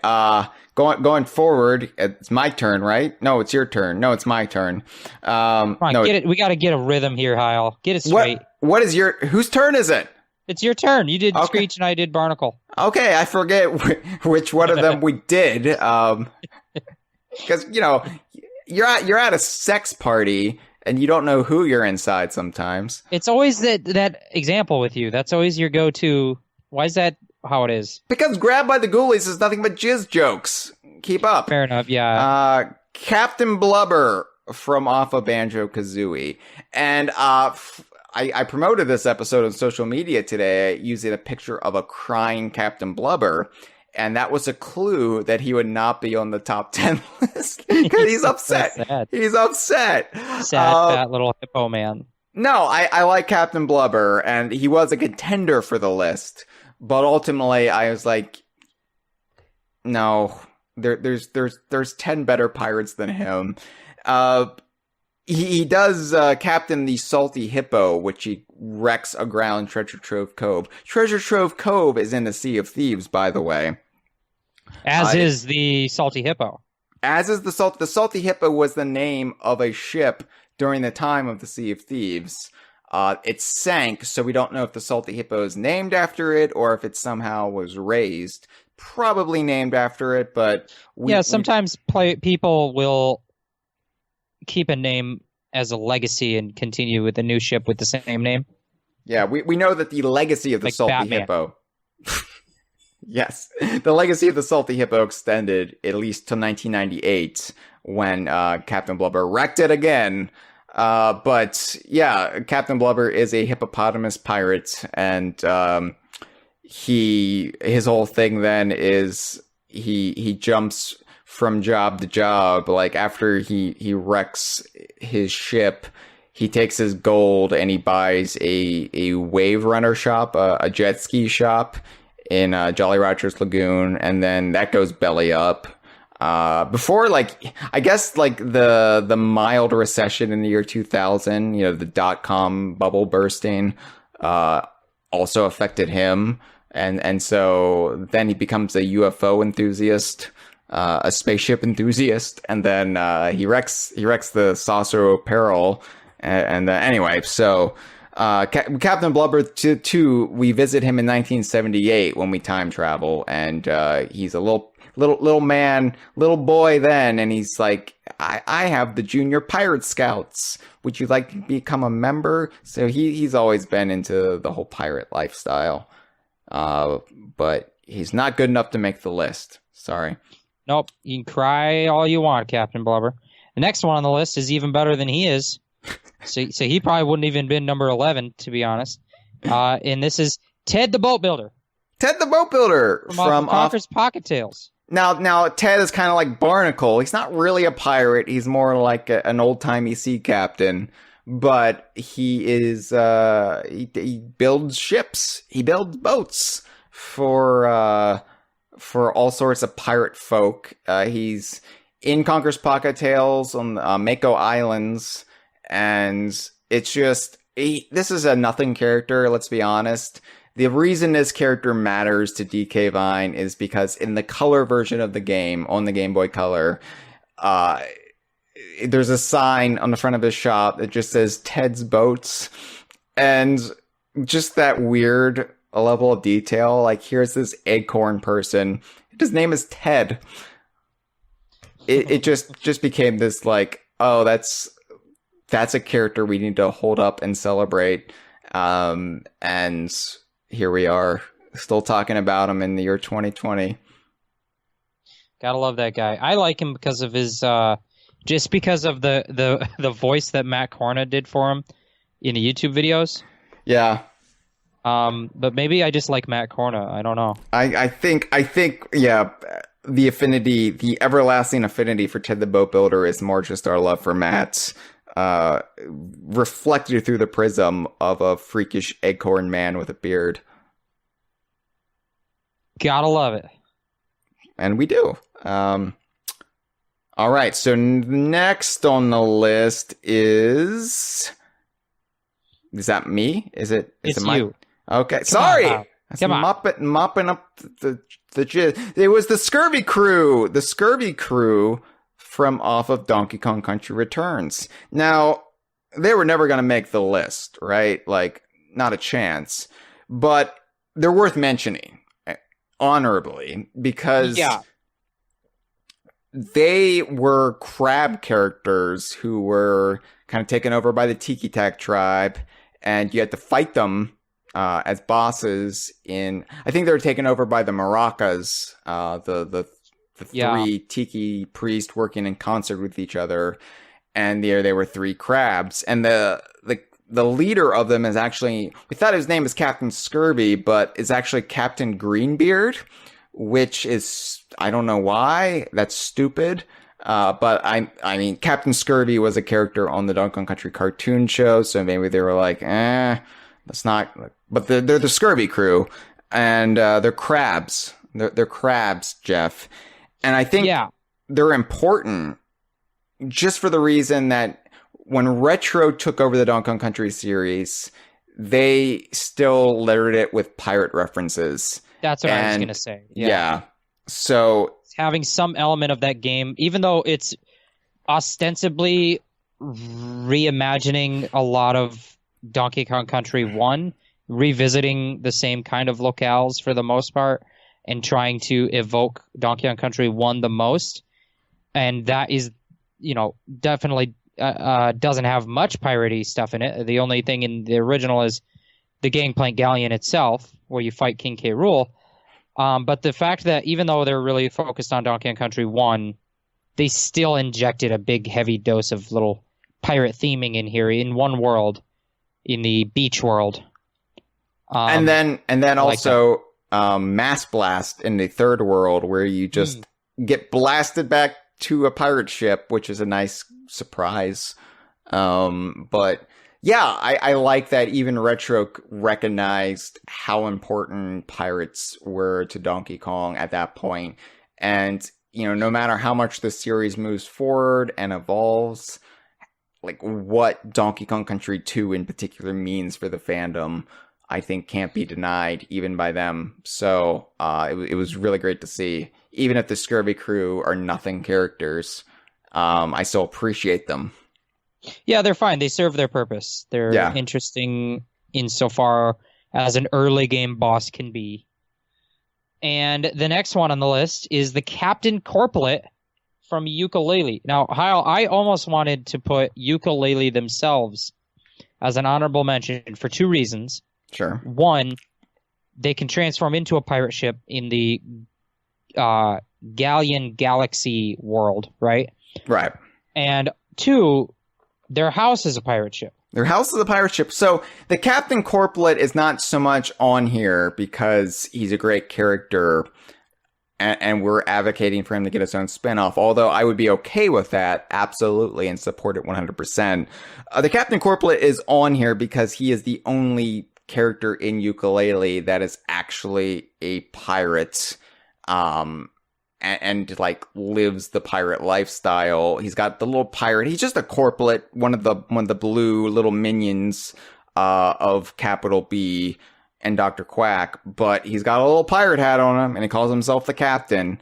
But Yooka-Laylee is remarkable because it too carries forward themes of piracy, and like I love that Playtonic even can't escape it and what it means for these games, whether we call them the DKU or not. Like I love that.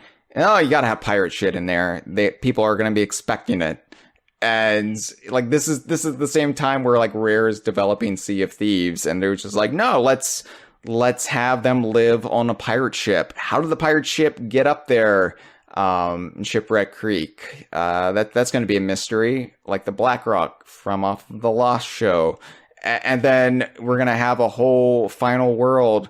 Are we going to do a space world or are we going to do a pirate world? Fuck it, let's do both.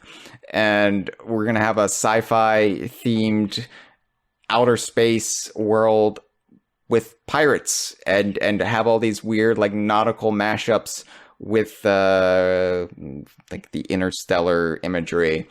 And we're gonna have the big secret collectible in the game that's still a mystery to this day be pirate treasure.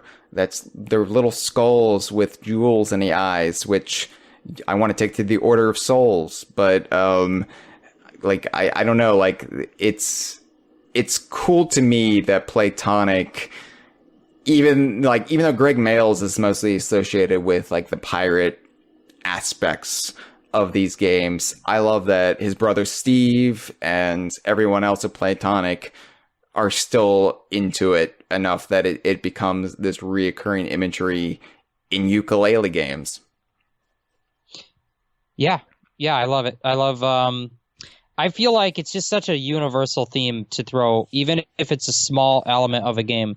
Not like Sea of Thieves, where it's the whole game is pirate themed, but like in a platformer and a cartoon world, especially having pirate as like a part of the theme, it fits great. Yeah, and it adds like that thematic consistency that, like, because all these games basically take place on islands, and so of course there's going to be like pirates, and there's going to be like, you know, there's going to be shipwrecks and all of this. It really makes me feel like they could all be in the same world, even if they're owned by different companies and developed by different studios. Sure. Yep. What's next, all right. Hyle? Blind Bob from Off of the Sea of Thieves. Now, Jeff, Blind Bob is one of your favorite characters, and it is. So I want you to explain to me why Blind Bob is an honorable mention. All right. Well, I did a feature on my blog with my co-editor Dre, where we each counted down our top 5 favorite Sea of Thieves pirates. Yes. And we kind of coordinated to not repeat any of each other's. Otherwise, some of the ones on their list would have been on my list as well. But I put Blind Bob as my number 2, and I'll tell you why. Blind Bob is blind. He's a kind of frail old man with a really long, like raggedy beard. He just looks like shit. Like, he definitely looks homeless, and he doesn't have like eye patches. He's got just a bandage over his face, like not a bandage, but like a towel wrapped around his eyes, and he's blind. And he was involved in the quest for the Golden Bananas ARG, not ARG, whatever you want to call that. Yeah, ARG campaign. Arg! Talking like a pirate. Arg! Gotta get it, arg. And it was basically this thing that was promoting the launch of Sea of Thieves, where you solve a bunch of puzzles outside of the game through this website and clues, and they're like, you know, it involved like studying maps and all kinds of crazy stuff. It was this really elaborate puzzle thing where the character Blind Bob had stolen jewels from Captain Bronzebeard, I think, and hid them, and then Umbra overheard Blind Bob like tied up in a prison cell telling her all the clues to the puzzles. And so then she remembers the clues and tells them to you, and then you have to use the clues to find the treasure. It was the golden banana. He didn't steal jewels. He stole the golden bananas. That's what it was. The golden bananas, which, you know, there's Donkey Kong lore right there. Yeah. But what's great about Blind Bob is he's this really pathetic character, makes all these puzzles, and then you get into Sea of Thieves, you play the game for 100 hours, you make it to Pirate Legend, and you go to the Pirate Legend Tavern, which is an exclusive place that only Pirate Legends can go, and it is populated with ghosts of legendary pirates that have basically become ghosts over the course of their legendary piratehood. And one of them there is Blind Bob, and he's just chilling. He obviously looks like a really frail weirdo, and all he does is tell like crappy, punny dad jokes about pirates. Yeah. And what I love about him is that even though he's probably one of the more pathetic seeming characters in all of Sea of Thieves, he's in the Pirate Legend Tavern before you are. and apparently like one of the most legendary pirates, but he doesn't seem it. He's like a Master Yoda when you first see him in Empire Strikes Back, and you think he's just this weird swamp hobo.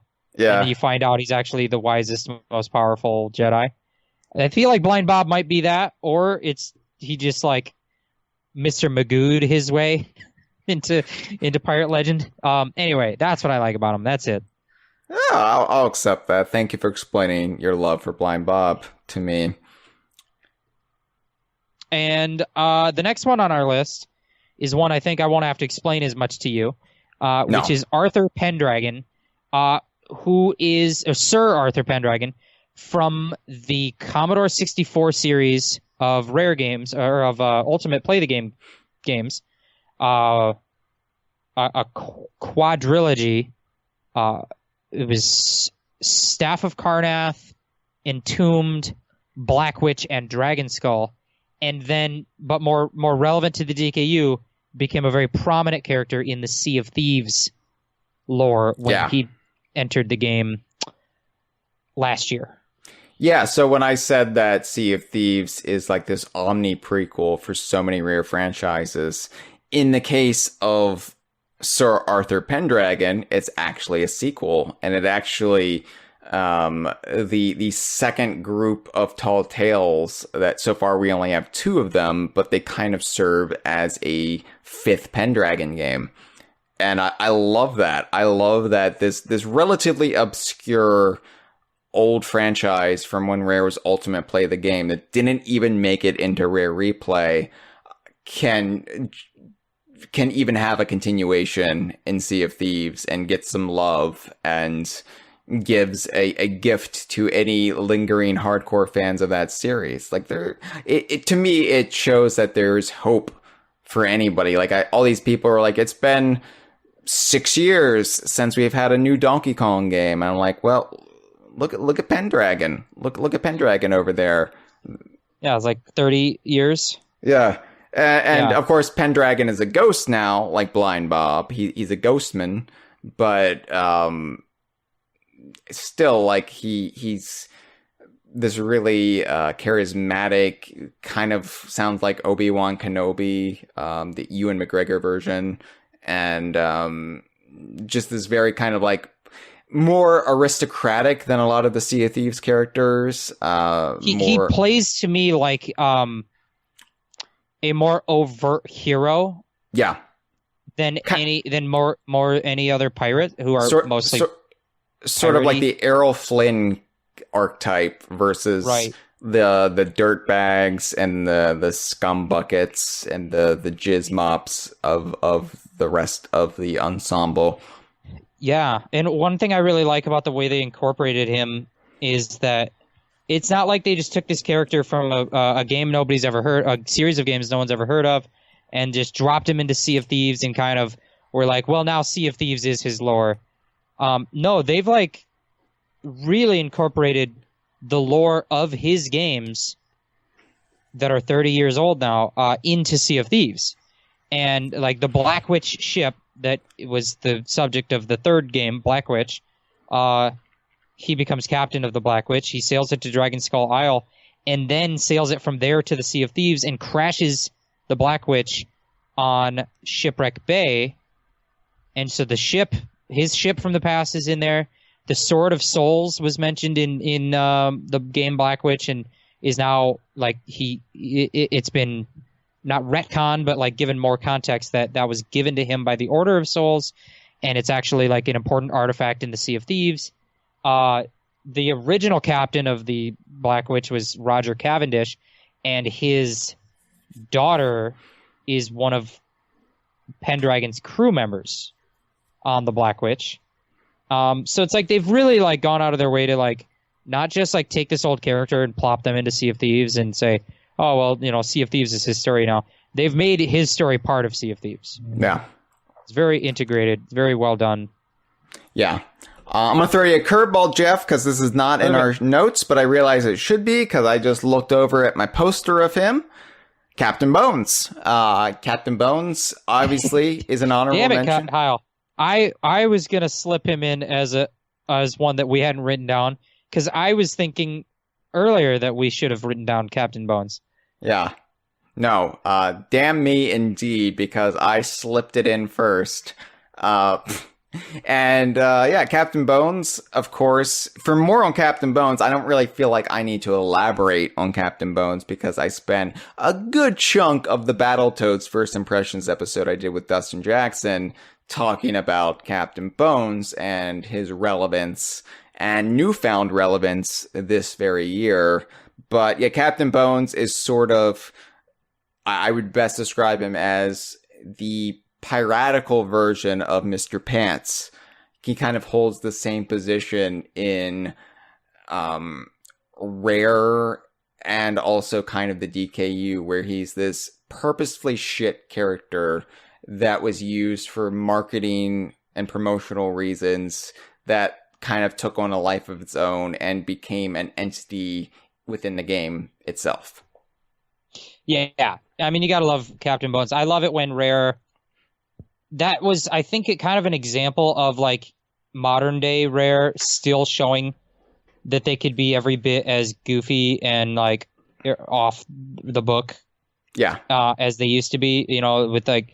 they just had a Twitter account taken over by a skeleton for the better part of a couple years to promote Sea of Thieves, and he wasn't like a character. He was, he wasn't like an important Sea of Thieves character. He's just a goofy skeleton man that they made up just to take funny pictures with, and it just took on a life of its own. I love that aspect of it, that they were still like and that when they were developing Rare Replay in the one barn, and they had the Sea of Thieves team in the other barn, and they have cannons on the side of that barn pointed at the Rare Replay team.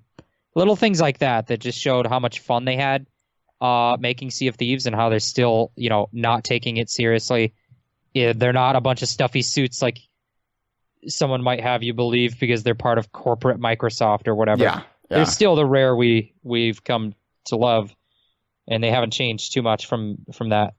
At the very least, the people working there haven't changed. Even, if they are part of corporate America, or corporate Britain. Yeah, whatever. Yeah. Owned by corporate America. But yeah, I think for me, the memory I have of Captain Bones that will always linger, like the bitter taste of iceberg lettuce, is E3 2015, walking into the convention center for the first time and seeing Rare's setup, where they had like row after row after row of TV and Xbox playing Rare Replay, and you had all these like Rare staffers demoing Rare Replay, like Robin Beanland and Pete Hentz and what have you.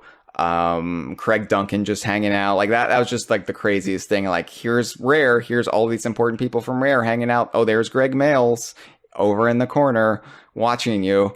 But you see like this very like elaborate setup. You had the statue of Rash from Rare Replay, and they had like the Conker and Banjo statues that they took out, but were still like around in other parts of E3. And then you had just crumpled up on the floor this skeleton dressed as a pirate with a little cardboard sign that says "Ask Captain Bones." He's just on the floor. It's just, like the prop for Captain Bones is just crumpled up on the floor with holding this cheap cardboard sign with a Sharpie written on it. And it was just like, what the fuck is this? This is like... That was just like, oh yeah, because this is coming off after several years of the Kinect Sports era, where we and others really felt like Rare had their soul sucked out of them. So to see like this new game, Sea of Thieves, being promoted in such a purposely shit way was just the most like reassuring thing. And yeah. I'm a big fan of Captain Bones, and I'm an even bigger fan considering what they've done with him this year. So, yeah, absolutely. And the next one on the list, since you jumped in with the surprise Captain Bones, surprise Bone, Jeff. You had lobbied to rank very highly, and I agree with it. Our pirate ancestors, our pirate player characters from Sea of Thieves. But we got to give an honorable mention to our pirate ancestor pets.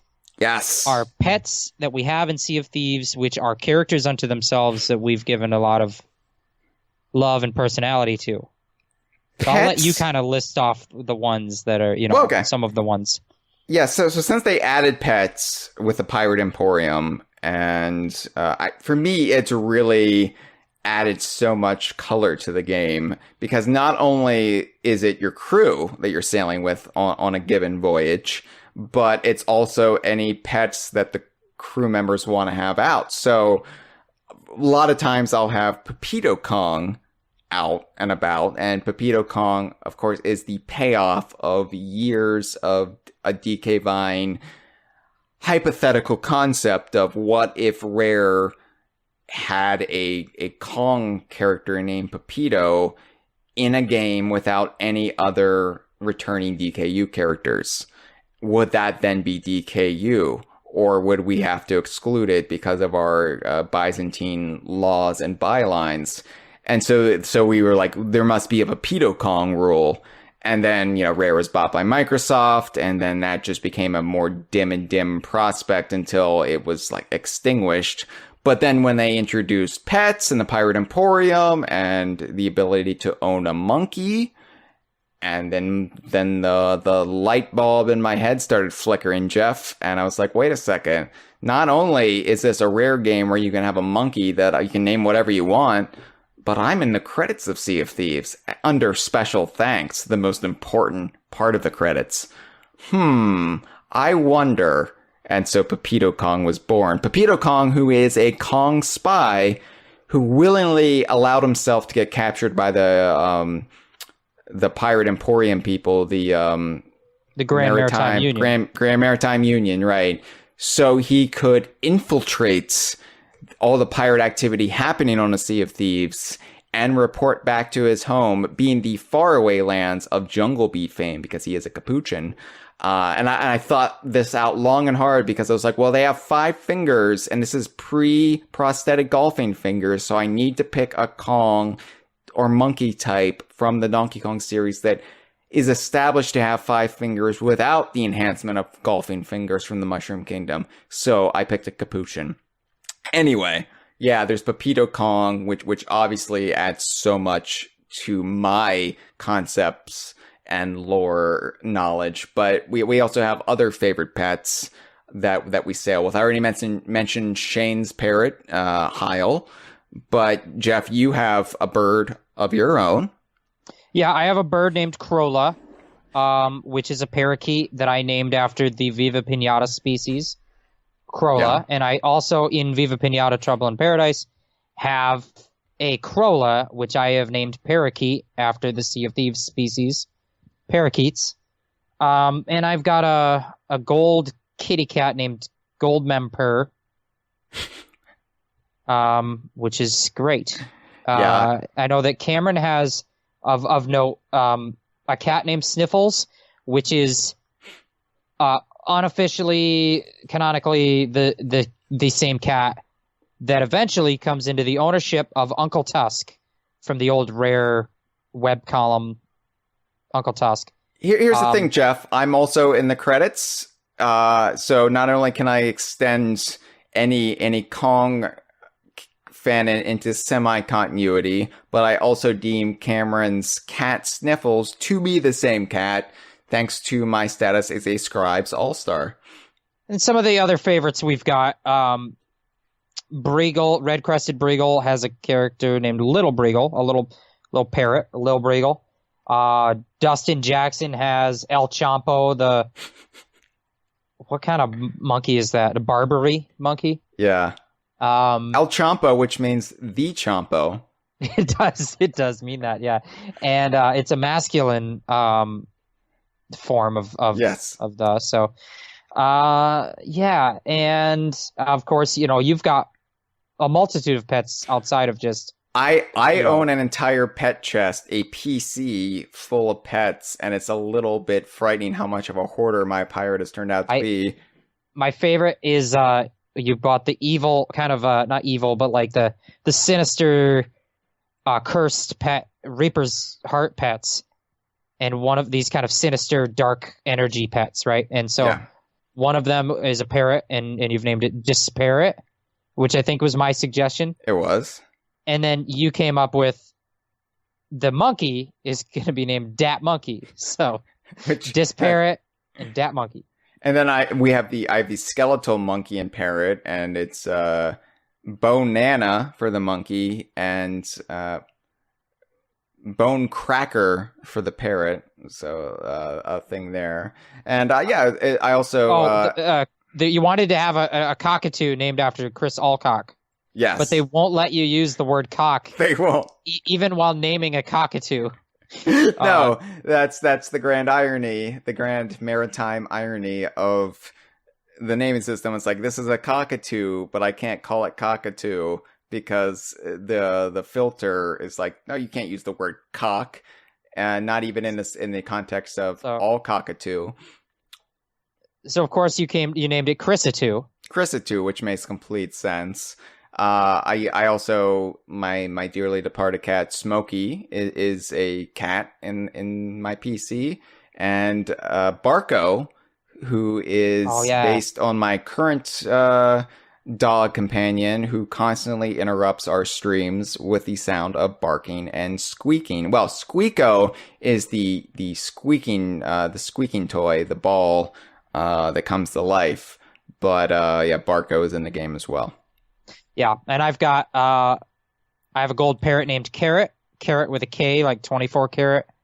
And then I've got my newest addition to my pet family is a dog named Barfy.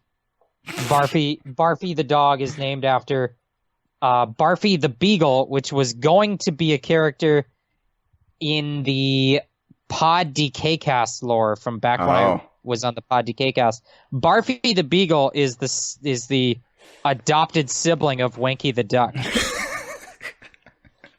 And so I have a dog in Sea of Thieves named Barfy. Oh, yeah. I can't wait till they introduce ducks because, yeah. Oh, God. If they have pet ducks, you just all shits off. I'm Wanky all the time. My favorite character. But the pets have added so much color and life to our ships. Just them like walking around or flying around and sleeping on various things, or it makes it even more of a rare game in my mind to have just this whole menagerie of animals.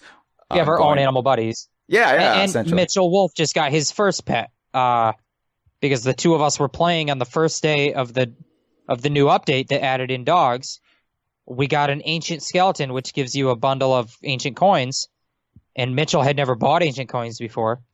But because he got a bundle of them from the ancient skeleton, he went and bought a dog and named it Tony Dog Pro Skater. Right, because our friend Mitchell worked on the new Tony Hawk Pro Skater. So, yeah. Love it. That's it. Love it. You're great. You also, in all caps, wrote on our honorable mentions, General Scales Galleon, which is alive. You were very adamant about what about that? What about that's not true? That's. I mean, it seems to be alive, and it is a flying galleon that General I think Scales. that it should be the most honorable of mentions because it is a ship. And a ship is something that you treat with a little bit of honor and respect. You christen it. You treat it. You give a ship a name. Although they didn't give this ship a name. Not that we know of. I mean, not that we know of. Yeah. I don't know if in Dinosaur Planet, like pre-Star Fox Adventures, they went into the ship in greater detail. What I love about this galleon, two things. One, it's both a pirate ship and a dinosaur. That is a fun little thing you don't see a lot in games.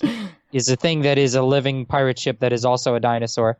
Yeah. But two, it kind of, to me, it harkens back to Donkey Kong Country 1, where you have a reptilian. In Donkey Kong Country 1, King K Rool is a monarch overseeing an army. You have like the clumps and critters that are kind of army-like, and the crushes that are wearing like camouflage shirts and stuff. So it's very army themed, military themed. And then you have General Scales, who's literally a general leading an army.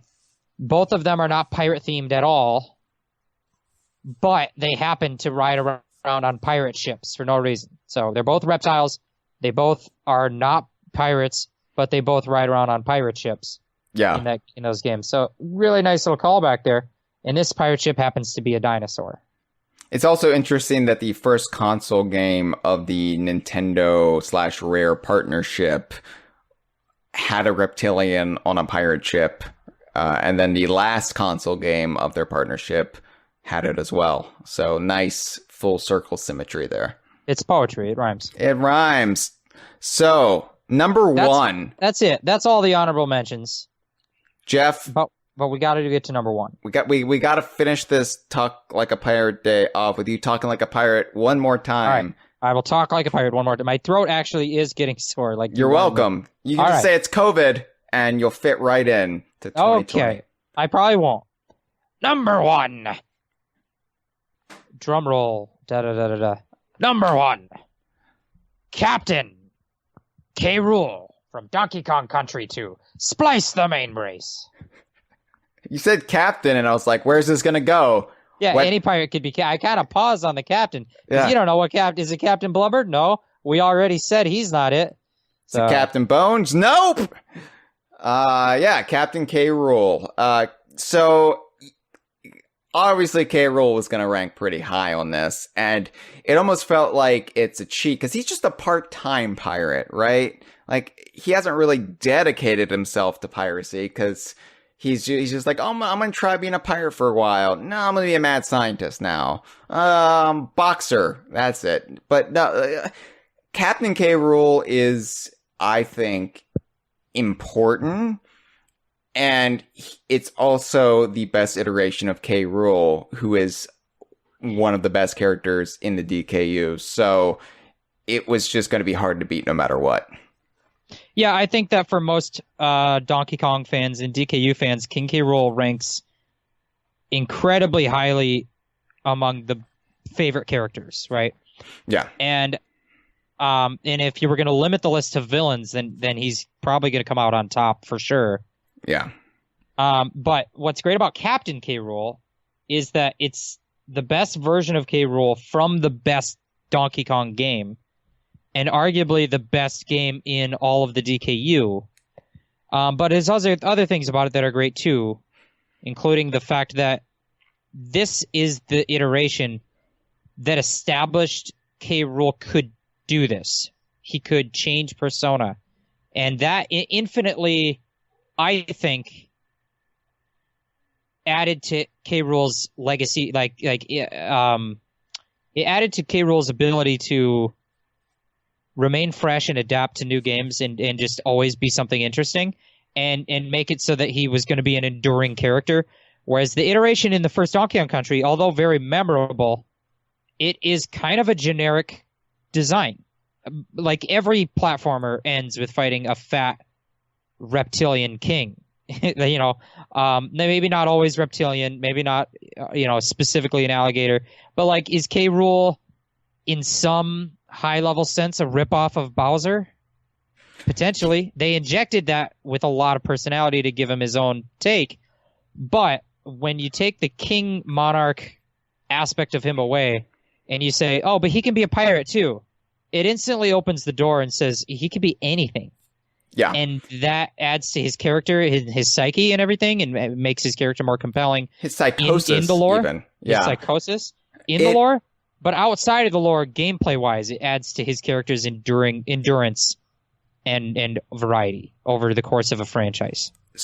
Well said, eloquently said, and you said basically everything I was going to say, so I feel like I just put my feet up on the table now. And I like you mentioned, like he's basically Bowser, King Koopa, sort of, in the first Donkey Kong Country game. And I say King Koopa because he does bring to mind the version of the character from the Super Mario Brothers Super Show and all of these successive cartoons in that lineage. Just in design, he kind of looks like him. He's just a Kremling who's kind of obese, and he has a big golden belly and a big regal cape. And I mean, he's interesting, and he was by far the best boss fight in the original Donkey Kong Country, but as a character, you don't really spend much time with him. You don't really understand what makes him tick. And then, but you, in the sequel, you're like, all right, now he fancies himself a pirate. I remember that was like the line I read, like, I think it was from Cranky. And he was like, oh, now K. Rool fancies himself a pirate. And something about that just clicked in my head. Like, I get something about K Rool now that I didn't before. And all of a sudden, this character who was sort of superficial, sort of one note, sort of interchangeable with any other big boss, suddenly he was so much more interesting and deep, and you could kind of project all of these ideas onto him as a result, and ideas that Rare ran with from that point on. And K Rool only got more interesting with each game until like Donkey Kong 64. You know, say what you will about Donkey Kong 64, but one area I think they really got right was K Rool's portrayal, where he was this cackling madman. He was like in control at first. He was like reverted back to the king persona, but by the end of it, he is just this weirdo who's like, oh, I'm a boxer now. We're going to have a boxing match. And he's just portrayed as this weird gibbering buffoon who is flailing about trying just seeing what will stick. Well, maybe if I'm a boxer, I can beat Donkey Kong. And it's just K Rool, like, I think the fandom at large, right? Like, people who aren't hardcore Donkey Kong fans or Donkey Kong Universe fans, people who don't frequent DK Vine or listen to the podcast, probably had the idea that K Rool was what you saw in Donkey Kong Country. And one of the greatest success stories of the fandom in the last decade was the Kremlin campaigner, Croc the Vote kind of, fan campaign with the Smash ballot to get K Rool into Smash, because not only was it ultimately a success, just much later than we thought it would be, but it introduced K Rool to the larger fandom and kind of showed them how interesting of a character he can be, right? Right. Instead of being just another fat king. Yeah. From a platformer, which is what Bowser is, which is what King Dedede is, they're already in Smash. That's not what K Rool is. He's not just a fat king. He's a fat king with insecurity and kind of this identity complex where, right? Like, he doesn't really like. He's not. He doesn't have multiple personalities. It's not like Captain K Rool. Yeah, it's a I think distinct he has just personality. a penchant. He has a penchant for the theatrical.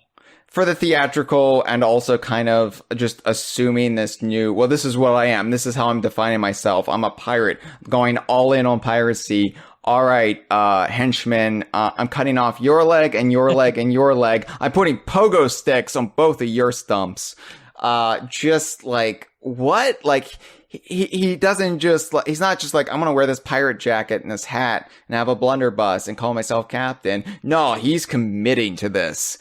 And one of the happiest moments from the K Rool reveal in 2018, that August morning when we got the Nintendo Direct, or the Smash Direct that ended with K Rool's reveal, and like, after the whole like treehouse sequence and the whole like the DDD fake out and all of that, you had the gameplay footage of him whipping out the blunderbuss and stopping, taking off his crown and putting on the pirate hat just for the express purpose of firing the blunderbuss. And I remember like the initial blur of, oh my God, am I really seeing this? And I couldn't really process much, but I could process that. And that was like the happiest little bit from that gameplay footage for me, because it showed that all aspects of K Rool that make him interesting were going to be in this presentation in Smash. Even if it was King K Rool, right? It wasn't just a fat crocodile with a crown and a cape. It was all these aspects of his psychoses are on display here, including just the weird little detail that he has to take off his crown and put on his pirate hat to fire a gun.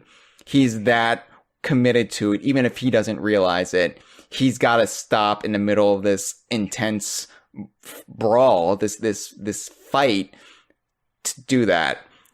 And I was like, oh my God, they've nailed him. They've nailed this character, and it's I mean, one of the best portrayals of any character in Smash that I've seen.